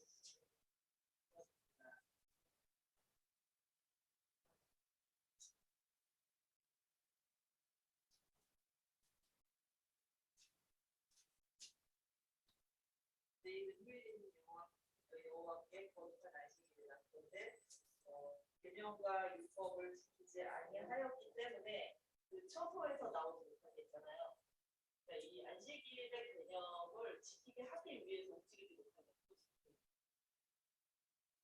원래 안식일인데 말라지게 되는 게 아니라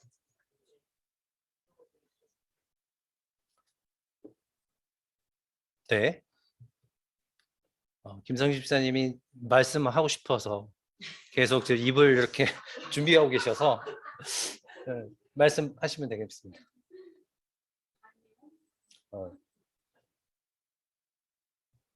김한승 목사님이 저를 쳐다봤어요. 저를 어디 말씀?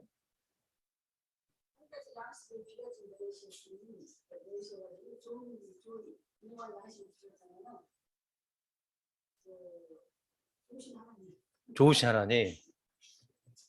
근데 왜 일곱째 날을 안 주셨잖아.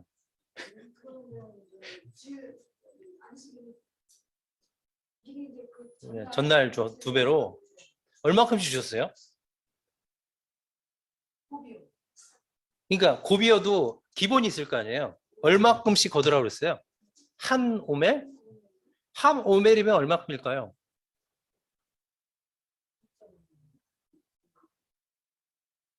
한 2.4리터? 2.5리터는 안 될 것 같고요. 2리터가 좀 넘는 그릇을 얘기하는 거예요. 그래서 저같이 많이 먹는 사람은 이 그릇에 이렇게 싸서 고봉으로 해서 싸서 가져갈 거고요. 그리고 은우처럼 안 먹는 애들은 이렇게 깎아가지고 그죠? 그래서 누구나 이 그릇 안에서 많이 먹고 조금 먹어도 충분할 정도의 그런 양이었다고 합니다. 그래서 그 정도 거두라고 말씀하셨죠. 자, 우리 한번 안수집사님 기다리고 계셨나요? 4절 말씀 한번 읽어봤으면 좋겠어요. 이때 여호와께서 모세에게 이르시되 보라 내가 너희를 위하여 하늘에서 양식을 비같이 내리리니 백성이 나가서 일용할 양식을 날마다 거둘 것이라. 이같이 하여 그들이 내 율법을 준행하나 아니하나 내가 시험하리라. 자, 하나님께서는 이 하늘의 양식을 딱 주시고 나서 시험하신다고 그랬잖아요. 무엇을 시험하십니까? 내 율법을 준행하나 안 하는지 시험하겠다는 것입니다. 하나님께 주신 율법이 무엇입니까?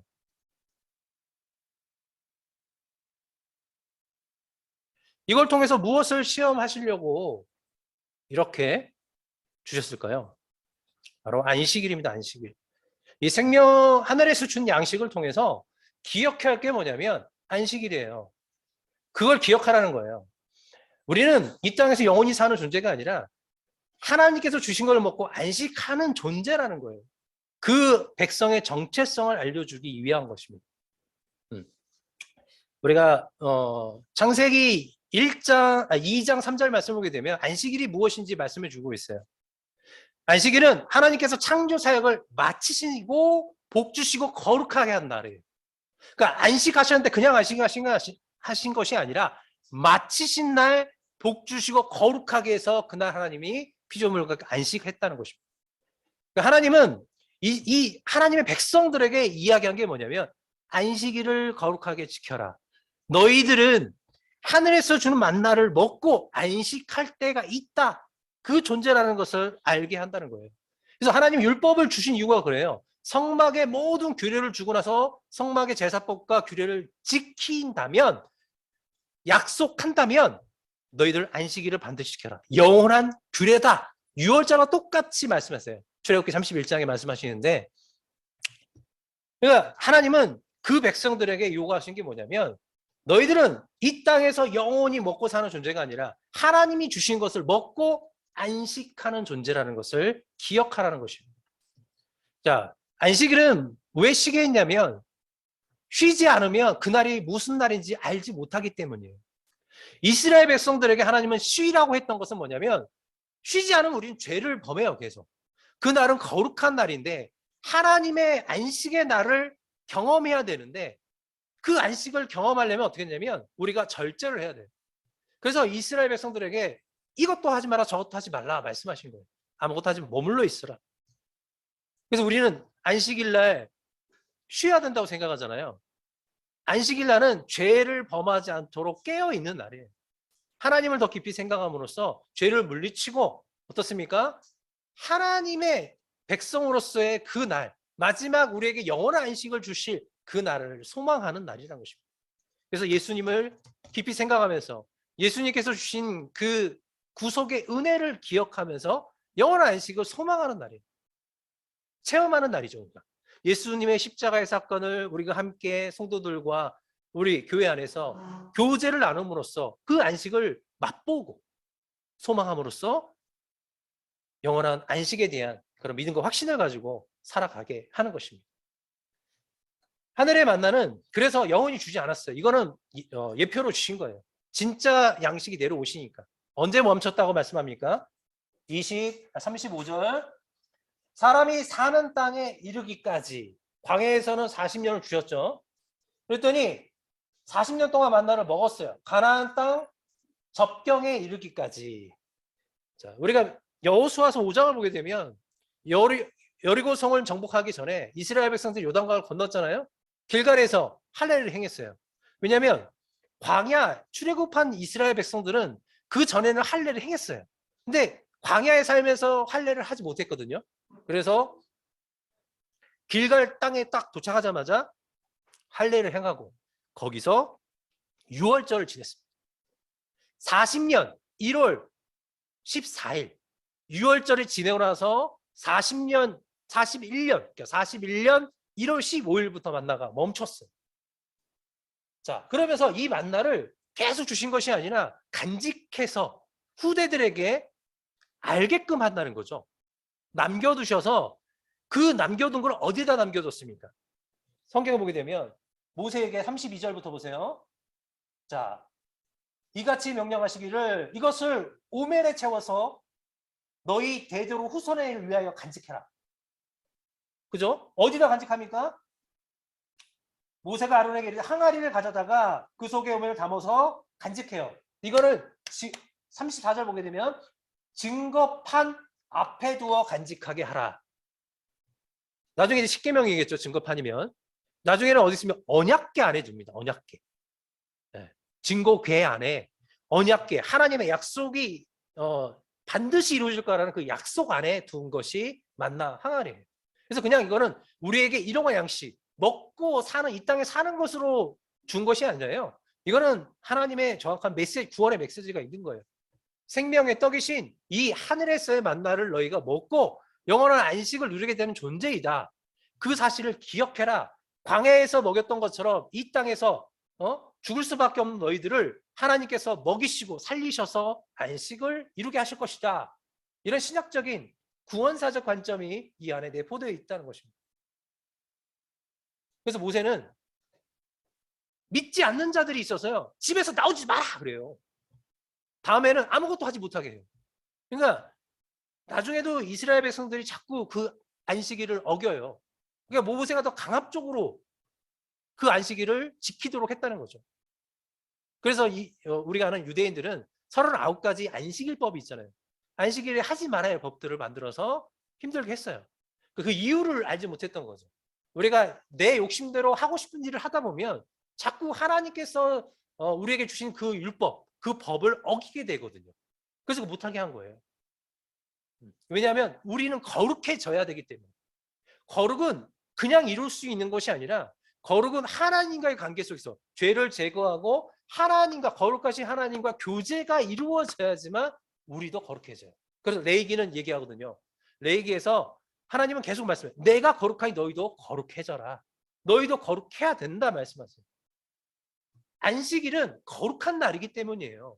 하나님의 통해서 죄사함과 하나님과 교제를 통해서 거룩해야지만 진정한 안식을 맛볼 수 있기 때문이죠.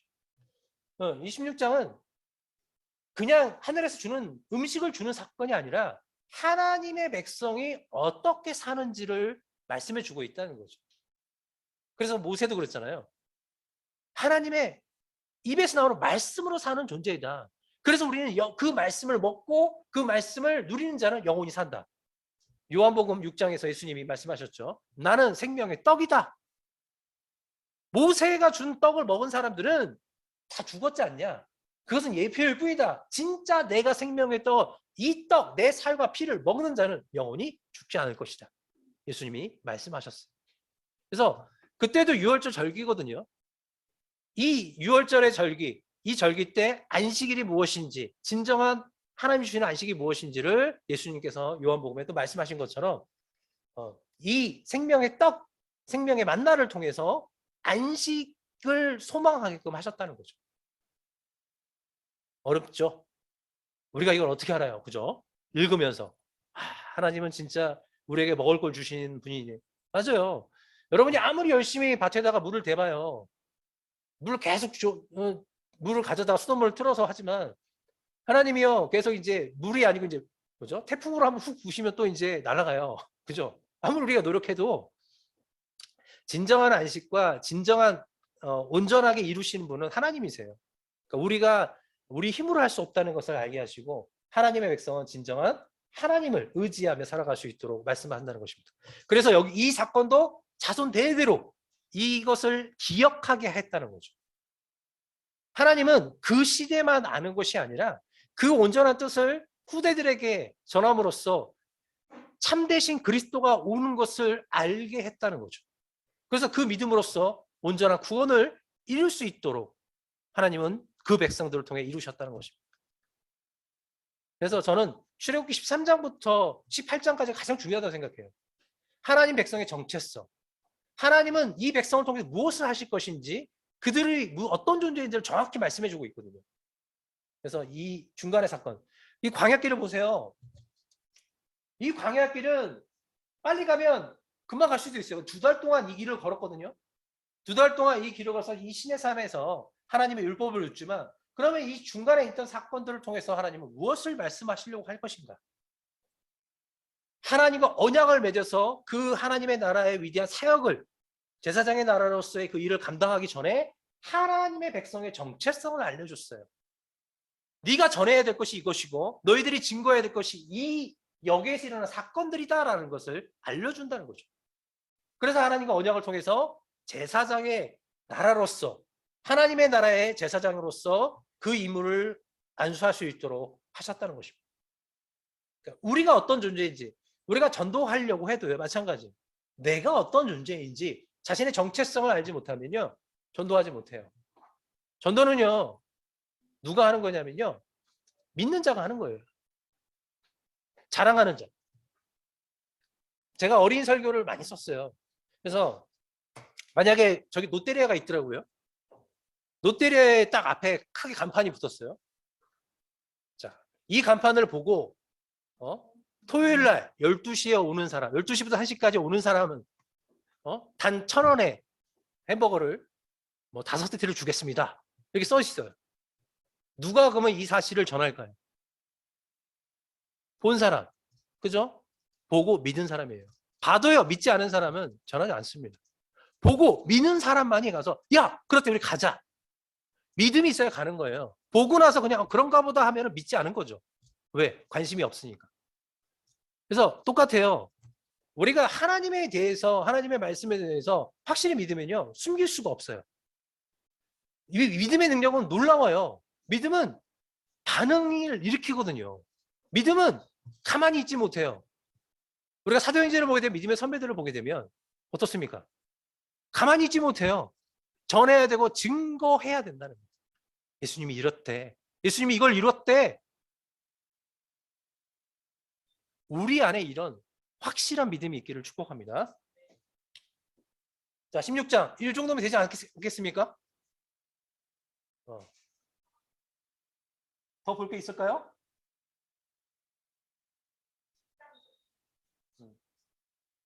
매출하기. 매출하기도 고기도 주셨다고요? 고기는 만나는 매일 주셨지만 매출하기를 매번 주지 않았어요. 때에 따라 주셨어요. 나중에 민수기에 보게 되면 너무 고기 먹고 싶다 그러니까 하나님 한 달 동안 준다고 그랬거든요. 근데 이스라엘 백성들이 믿지 않았어요. 그래서 먹을 만큼만 거두라고 그랬는데 믿지 않아가지고 탐욕의 무덤이라고 해서 그때 하나님의 말씀에 순종하지 않았고 매출하기를 막 거둔 사람들이 있어요. 그들을 다 죽였었어요. 민수기 13장에 보게 되면. 그래서 그때 말씀을 보게 되면 매일매일 준 거랑 매출하기는 때에 따라 주셨다는 거예요. 되셨죠? 자, 하나님은 그러니까 주신 예표예요. 우리가 그 백성이 매번 주면 좋을 것 같은데 그렇지 않다는 거죠. 가나안 땅에서는 그 땅에 있는 걸 먹었어요. 그러면서 이 하늘에서 만나를 내려주셨던 사건을 증거하면서 우리가 소망하며 살아가려고 말씀하신 거죠. 우리가 생명의 떡이신 예수님을 경험하고 맛보고 나서 매번 그걸로 사는 게 아니라 그것을 통해서, 그 힘을 통해서 증거하고 살 수 있도록 은혜를 주셨다는 것입니다. 자, 17장 읽고 보겠는데 17장은 두 가지 사건이에요. 무리바의 물 사건, 그리고 아말렉과의 전쟁 사건입니다. 이것도 똑같아요. 이 사건을 통해서 하나님께서 보여주는 게 있어요. 이스라엘 백성의 정체성. 너희는 어떤 존재인가? 계속 13장부터 계속 하나님은 너희는 어떤 존재인지 하나님께서 계속 말씀해 주고 있다는 것입니다. 그러면 17장을 보면서 우리가 요한복음 7장을 한번 보게 되면 요한복음 7장에 예수님께서 초막절날 행사 때 데려오셔서 나는 생수다 말씀하시죠. 내 배에서 생수가 흘러 넘치도록 할 것이다. 그리고 요한복음 4장에서 사마리아 성에 가서 그 여인에게 얘기하죠. 결혼 5번 했던 그 여인에게 내가 영원한 생수다라고 말씀하신 것처럼, 자, 생명의 우리에게 생수 되시는 예수님이 어떤 분인지를 보여주고 있고요. 17장은. 그리고 아말렉과의 전쟁이 있어요. 이 전쟁도 누가 이깁니까? 그러니까 여호와 니시라는 것은 여호와의 깃발이라는 뜻이에요. 여호와의 군대의 승리를 나타내는 거거든요. 그래서 여호와의 군대는 반드시 승리한다. 여호와를 통해서 이런 사건이거든요. 그래서 그러니까 하나님의 백성은 대적들을 물리치는 존재라는 것을 말씀해 주고 있어요. 반드시 하나님의 능력을 통해서 그 대적을 짓밟고 승리하는 자라는 것을 말씀하고 있다는 것입니다. 17장을 한 번 더 읽겠습니다. 제 17장. 이스라엘 자손의 온 회중이 여호와의 명령대로 신광야에서 떠나 그 노정대로 행하여 르비딤의 장막을 쳤으나 백성이 마실 물이 없는지라. 백성이 모세와 다투어 이르되 우리에게 물을 주어 마시게 하라. 너희가 어찌하여 나와 다투느냐? 너희가 어찌하여 여호와를 시험하느냐? 거기서 백성이 목이 말라 물을 찾으매 그들이 모세에게 대하여 원망하여 이르되 당신이 어찌하여 우리를 애굽에서 인도해 내어서 우리와 우리 자녀와 우리 가축이 목말라 죽게 하느냐? 모세가 여호와께 부르짖어 이르되 내가 이 백성에게 어떻게 하리이까? 그들이 조금 있으면 내게 돌을 던지겠나이다. 백성 앞을 지나서 이스라엘 장로들을 데리고 나일강을 치던 네 지팡이를 손에 잡고 가라. 내가 호렙산에 있는 그 반석이 거기서 내 앞에 서리니 너는 그 반석을 치라. 그것에서 물이 나오리니 백성이 마시리라. 모세가 이스라엘 장로들의 목전에서 그대로 행하니라. 그가 그곳 이름을 마사 또는 무리바라 불렀으니 이는 이스라엘 자손이 다투었으며 또는 그들이 여호와를 시험하여 이르기를 여호와께서 우리 중에 계신가 안 계신가 하였음이더라. 그때 아말렉이 와서 이스라엘과 르비딤에서 싸우니라. 모세가 여호수아에게 이르되 우리를 위하여 사람들을 택하여 나아가서 아말렉과 싸우라. 내일 내가 하나님의 지팡이를 손에 잡고 산 꼭대기에 서리라. 여호수아가 모세의 말대로 행하여 아말렉과 싸우고 모세와 아론과 훌은 산 꼭대기에 올라가서 모세가 손을 들면 이스라엘이 이기고 손을 내리면 아말렉이 이기더니 모세의 팔이 피곤하네. 그들이 돌을 가져다가 모세의 아래에 놓아 그가 그 위에 앉게 하고 아론과 훌이 한 사람은 이쪽에서 한 사람은 저쪽에서 모세의 손을 붙들어 올렸더니 그 손이 해가 지도록 내려오지 아니한지라. 여호수아가 칼날로 아말렉과 그 백성을 쳐서 무찌르니라. 여호와께서 모세에게 이르시되 이것을 책에 기록하여 기념하게 하고 여호수아의 귀에 외워 들리라. 내가 아말렉을 없이하여 천하에서 기억도 못하게 하리라.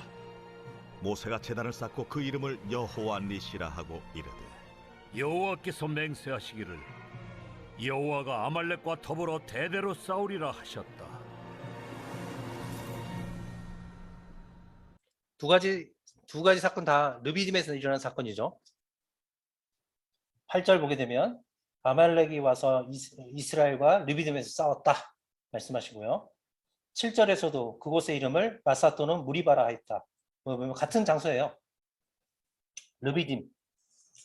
17장 1절에 보게 되면 르비딤의 장막을 쳤으니 했어요. 같은 이름들이거든요. 같은 지역에서. 여기서는 이제 무엇을 보냐면 이제 2절 보세요. 너희가 어찌하여 여호와를 시험하느냐? 이스라엘 백성들이 하나님을 시험했죠. 정말 물을 줄 수 있는 분인지 또 하나님을 시험했다는 거예요. 분명히 지금 하늘에서 만나까지 경험했지만 또 온전히 하나님을 그러니까 이스라엘 백성들은 그런 생각을 참 많이 했던 것 같아요. 이스라엘 백성들은 가나안 땅에 들어가서도 바알을 섬기고 가나안 땅의 우상들을 섬기는 이유가 있습니다. 그 이유가 무엇이었습니까? 하나님을 아는 지식이 짧았어요. 그들은 하나님은 전쟁의 신, 여호와는 전쟁을 잘하시는 신으로만 믿고 있었다는 거. 한쪽으로 치우쳐서 온 세상을 주관하시는 분이라는 것을 믿지 못하고 전쟁을 잘하신 분. 그럼 풍요는 누가 주느냐? 가나안 신들. 그 신들을 통해서 자기가 풍요를 누리려고 했다는 거죠. 그러니까 이스라엘 백성들은 항상 시험하는 게 어떤 문제 속에서 이 문제까지도 해결할 수 있는지, 이 문제까지 해결할 수 있는지. 이거는 시험이 아니라 무엇입니까? 불신이죠. 믿지 못하기 때문에 일어나는 사건들이라는 것입니다. 그러나 하나님은 어떻습니까? 자, 전혀 없는 사들. 르비딤이라는 뜻이 뭐냐면 원래는 휴식 공간 뭐 이런 뜻이 있어요. 그래서 여기는 오아시스나 이런 곳이 있어서 사막, 그러니까 광야길을 걸어가는 나그네들이 휴식하는 공간이에요. 물이 있는 곳이거든요. 근데 지금 여기 물이 없다는 것은 가뭄거나 아니면 가물어서 흉년이 들어서 가물어서 물이 아예 자체가 없는 기간이라는 것을 나타내요. 그랬더니 이스라엘 백성들이 화가 났는데 그냥 화가 난 게 아니에요. 모세를 돌로 쳐 죽이고 싶을 정도로 그 정도로 반역을 행했다는 것입니다. 그리고 이스라엘 백성들이 이야기하는 것이 그러니까 자기들뿐만 아니라 자기네 자식들 그리고 자기의 가축들까지도 모든 이스라엘 백성들이 죽을 수 있다 이런 두려움이 있었다는 거예요. 그런 가운데서 하나님께 지금 요구하고 있었던 거죠. 자기들을 구원해 내라. 하나님은 어떻게 하십니까? 반석을 쳐서 물을 내서 그들을 먹이신 분입니다. 마시게 함으로써 살 수 있도록 하셨다는 거죠. 그러니까 하나님은 이렇게 반석을 쳐서 우리에게 생수의 강을 주셔서 살리시는 분이라는 거죠. 예수 그리스도를 쳐서 그 피로 보혈로 우리를 어떻습니까? 살리시는 분이라는 사실을 알게 하십니다. 자, 17장 8절 이하 보게 되면 아말렉과의 전쟁이 있어요. 아말렉은 이스라엘 백성들이 이렇게 행군을 해가요. 행군을 해갈 때 어떤 일이냐면 후방에 있는 사람들을 쳤어요. 우리가 행군을 하다 보면 맨 뒤쪽에 쳐지는 사람들이 어떤 사람들이에요? 어린이나 노인들, 연약한 사람들이 맨 뒤에 쳐지게 되죠. 그러니까 이 아말렉은 비겁하게 뒤에 있는 연약한 자들을 쳤기 때문에 하나님께서는 용서하지 않고 그들을 멸절하신다 하셨어요. 그 대적들을, 그래서 나중에 누가, 우리가 아는 사울에게 아말렉을 치라고 하셨잖아요. 아시죠? 사무엘 15장에 보게 되면 아말렉을 치라는 말씀이 있었어요. 그때 이때 일을 이야기하시면서 사울에게, 사울 왕에게 아말렉을 멸절시키라고 말씀하시죠. 이런 것처럼 하나님은 그 대적을 반드시 제거하신다는 그 말씀을 해주고 있어요. 여호와의 군대는 반드시 하나님을 통해 승리한다는 것입니다. 하나님을 믿고 의지할 때만 승리한다는 사실을 기억하시기 바랍니다. 그래서 17장도 마찬가지로 하나님의 백성의 정체성, 하나님의 백성들은 어떤 존재인가, 하나님께서 주시는 생수의 영원한 생명의 물을 마시고 살 수 있는 자이고, 또 하나님의 승리를 맛보는 수 있는 자라는 것을 말씀해 주고 있다는 것입니다. 자, 이 13장부터 14장 홍해 사건부터 27장까지 이스라엘 백성들이 한 게 하나도 없습니다. 누가 있습니까? 모두 하나님께서 이루신 일이에요. 그러니까 하나님의 백성은 하나님이 주시는 승리를, 하나님이 주신 것을 먹고 승리하는 자들이라는 거죠. 이룬다는 사실을 기억하시기 바랍니다. 그리고 마지막 18장을 볼게요. 시간이 조금 지났는데요. 18장까지 하고 다음 주에 19장부터 다시 하겠습니다. 18장은 이드로가 온 사건이에요. 그래서 18장 5절 말씀 보겠습니다. 모세의 장인 이드로가 모세의 아들들과 그의 아내와 더불어 광야에 들어와 모세에게 이르니 곧 모세가 하나님의 산에 진친 곳이라. 자, 지금 현재 르비딤이 아니에요. 하나님의 산에 진친 곳이라. 자, 19장 1절. 이스라엘 자손이 애굽 땅을 떠난 지 3개월이 되던 날 그들이 시내 강에 이르러. 자, 2절 보면 거기 산 앞에 장막을 쳤다. 시내 산 앞에죠. 그러니까 18장은 학자들이 여러 가지 주장을 해요. 모세가 이미 십계명을 받은 다음에 이드로가 찾아왔을 때 사건을 중간에서 끄집어내서 기록해 놓은 것이다. 이렇게 얘기하거든요. 그래서 이 이드로가 와서 했던 일이 무엇인지 한번 생각해 봤으면 좋겠어요. 이드로는 개인적으로 모세의 아내와 그리고 모세의 아들들을 데리고 와서 전해주는 일로만 끝나는 것인가?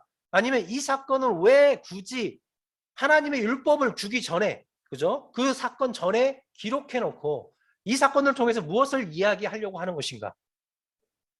그러니까 이드로는요, 이방인이죠. 미디안 사람이에요. 미디안 사람인 이 이드로가 하나님의 이야기를 듣고 어떤 반응을 보였는지, 그렇다면 하나님께서 이스라엘 백성들을 통해서 하시고자 하는 모든 백성에게 복을 주겠다는 그 일이 이제 실제적으로 이루어지고 있는 사건의 첫 번째 일이라고 볼 수 있어요. 그죠? 그냥 온 사건이 아니라 이드로는 이방인인데 하나님을 알게 됐고 하나님을 경배하고 찬양하고 예배하게 했어요. 그럼 지금 제사장의 나라로서 첫 번째 일들이 이루어져 가고 있구나 볼 수 있죠. 그리고 이들을 통해서 행정 조직들, 그리고 이런 이스라엘의 조직들이 만들어지면서 나라, 체계가 만들어지고 있다는 것을 볼 수 있다는 거죠. 자, 18장 읽고 나머지 이야기하겠습니다. 제 18장.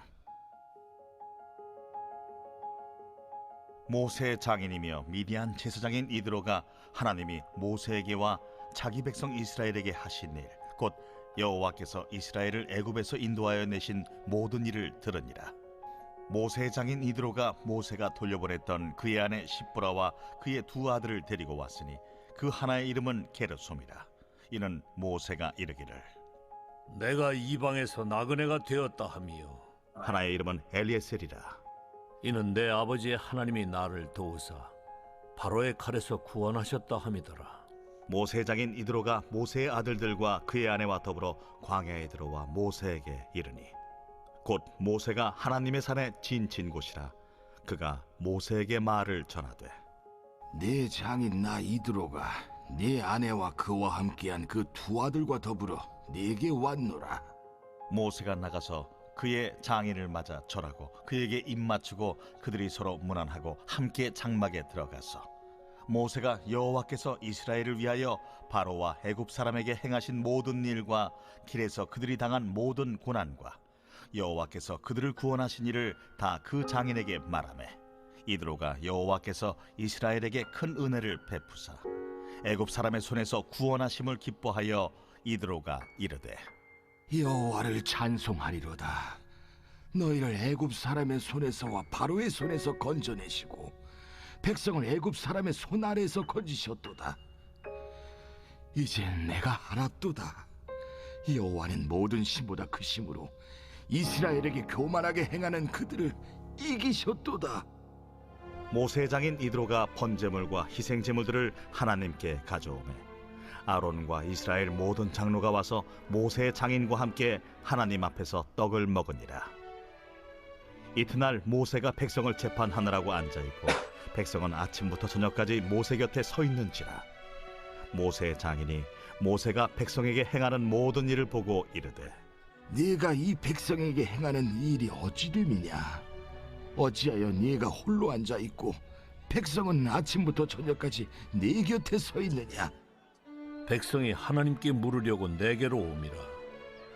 그들이 일이 있으면 내게로 오나니 내가 그 양쪽을 재판하여 하나님의 율례와 법도를 알게 하나이다. 네가 하는 것이 옳지 못하도다. 너와 또 너와 함께한 이 백성이 필경 기력이 쇠하리니 이 일이 네게 너무 중함이라. 네가 혼자 할 수 없으리라. 이제 내 말을 들으라. 내가 네게 방침을 가르치리니 하나님이 너와 함께 계실지로다.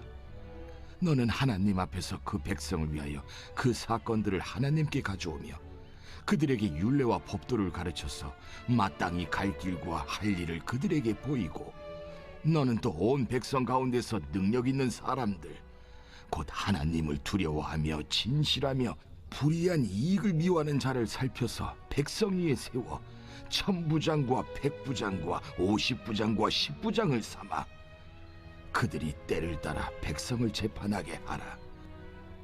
큰 일은 모두 네게 가져갈 것이요 작은 일은 모두 그들이 스스로 재판할 것이니 그리하면 그들이 너와 함께 담당할 것인즉 일이 네게 쉬우리라. 네가 만일 이 일을 하고 하나님께서도 네게 허락하시면 네가 이 일을 감당하고 이 모든 백성도 자기 곳으로 평안히 가리라. 이에 모세가 자기 장인의 말을 듣고 그 모든 말대로 하여 모세가 이스라엘 무리 중에서 능력 있는 사람들을 택하여 그들을 백성의 우두머리 곧 천부장과 백부장과 50부장과 10부장을 삼으매 그들이 때를 따라 백성을 재판하되 어려운 일은 모세에게 가져오고 모든 작은 일은 스스로 재판하더라. 모세가 그의 장인을 보내니 그가 자기 땅으로 가니라.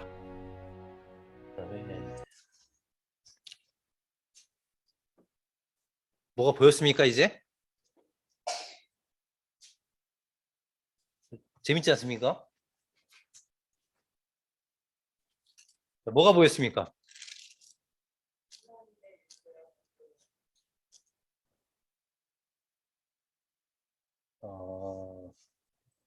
하나님의 백성은요, 그러니까 스스로 하나님의 율례와 법도를 배워야 되는 거예요.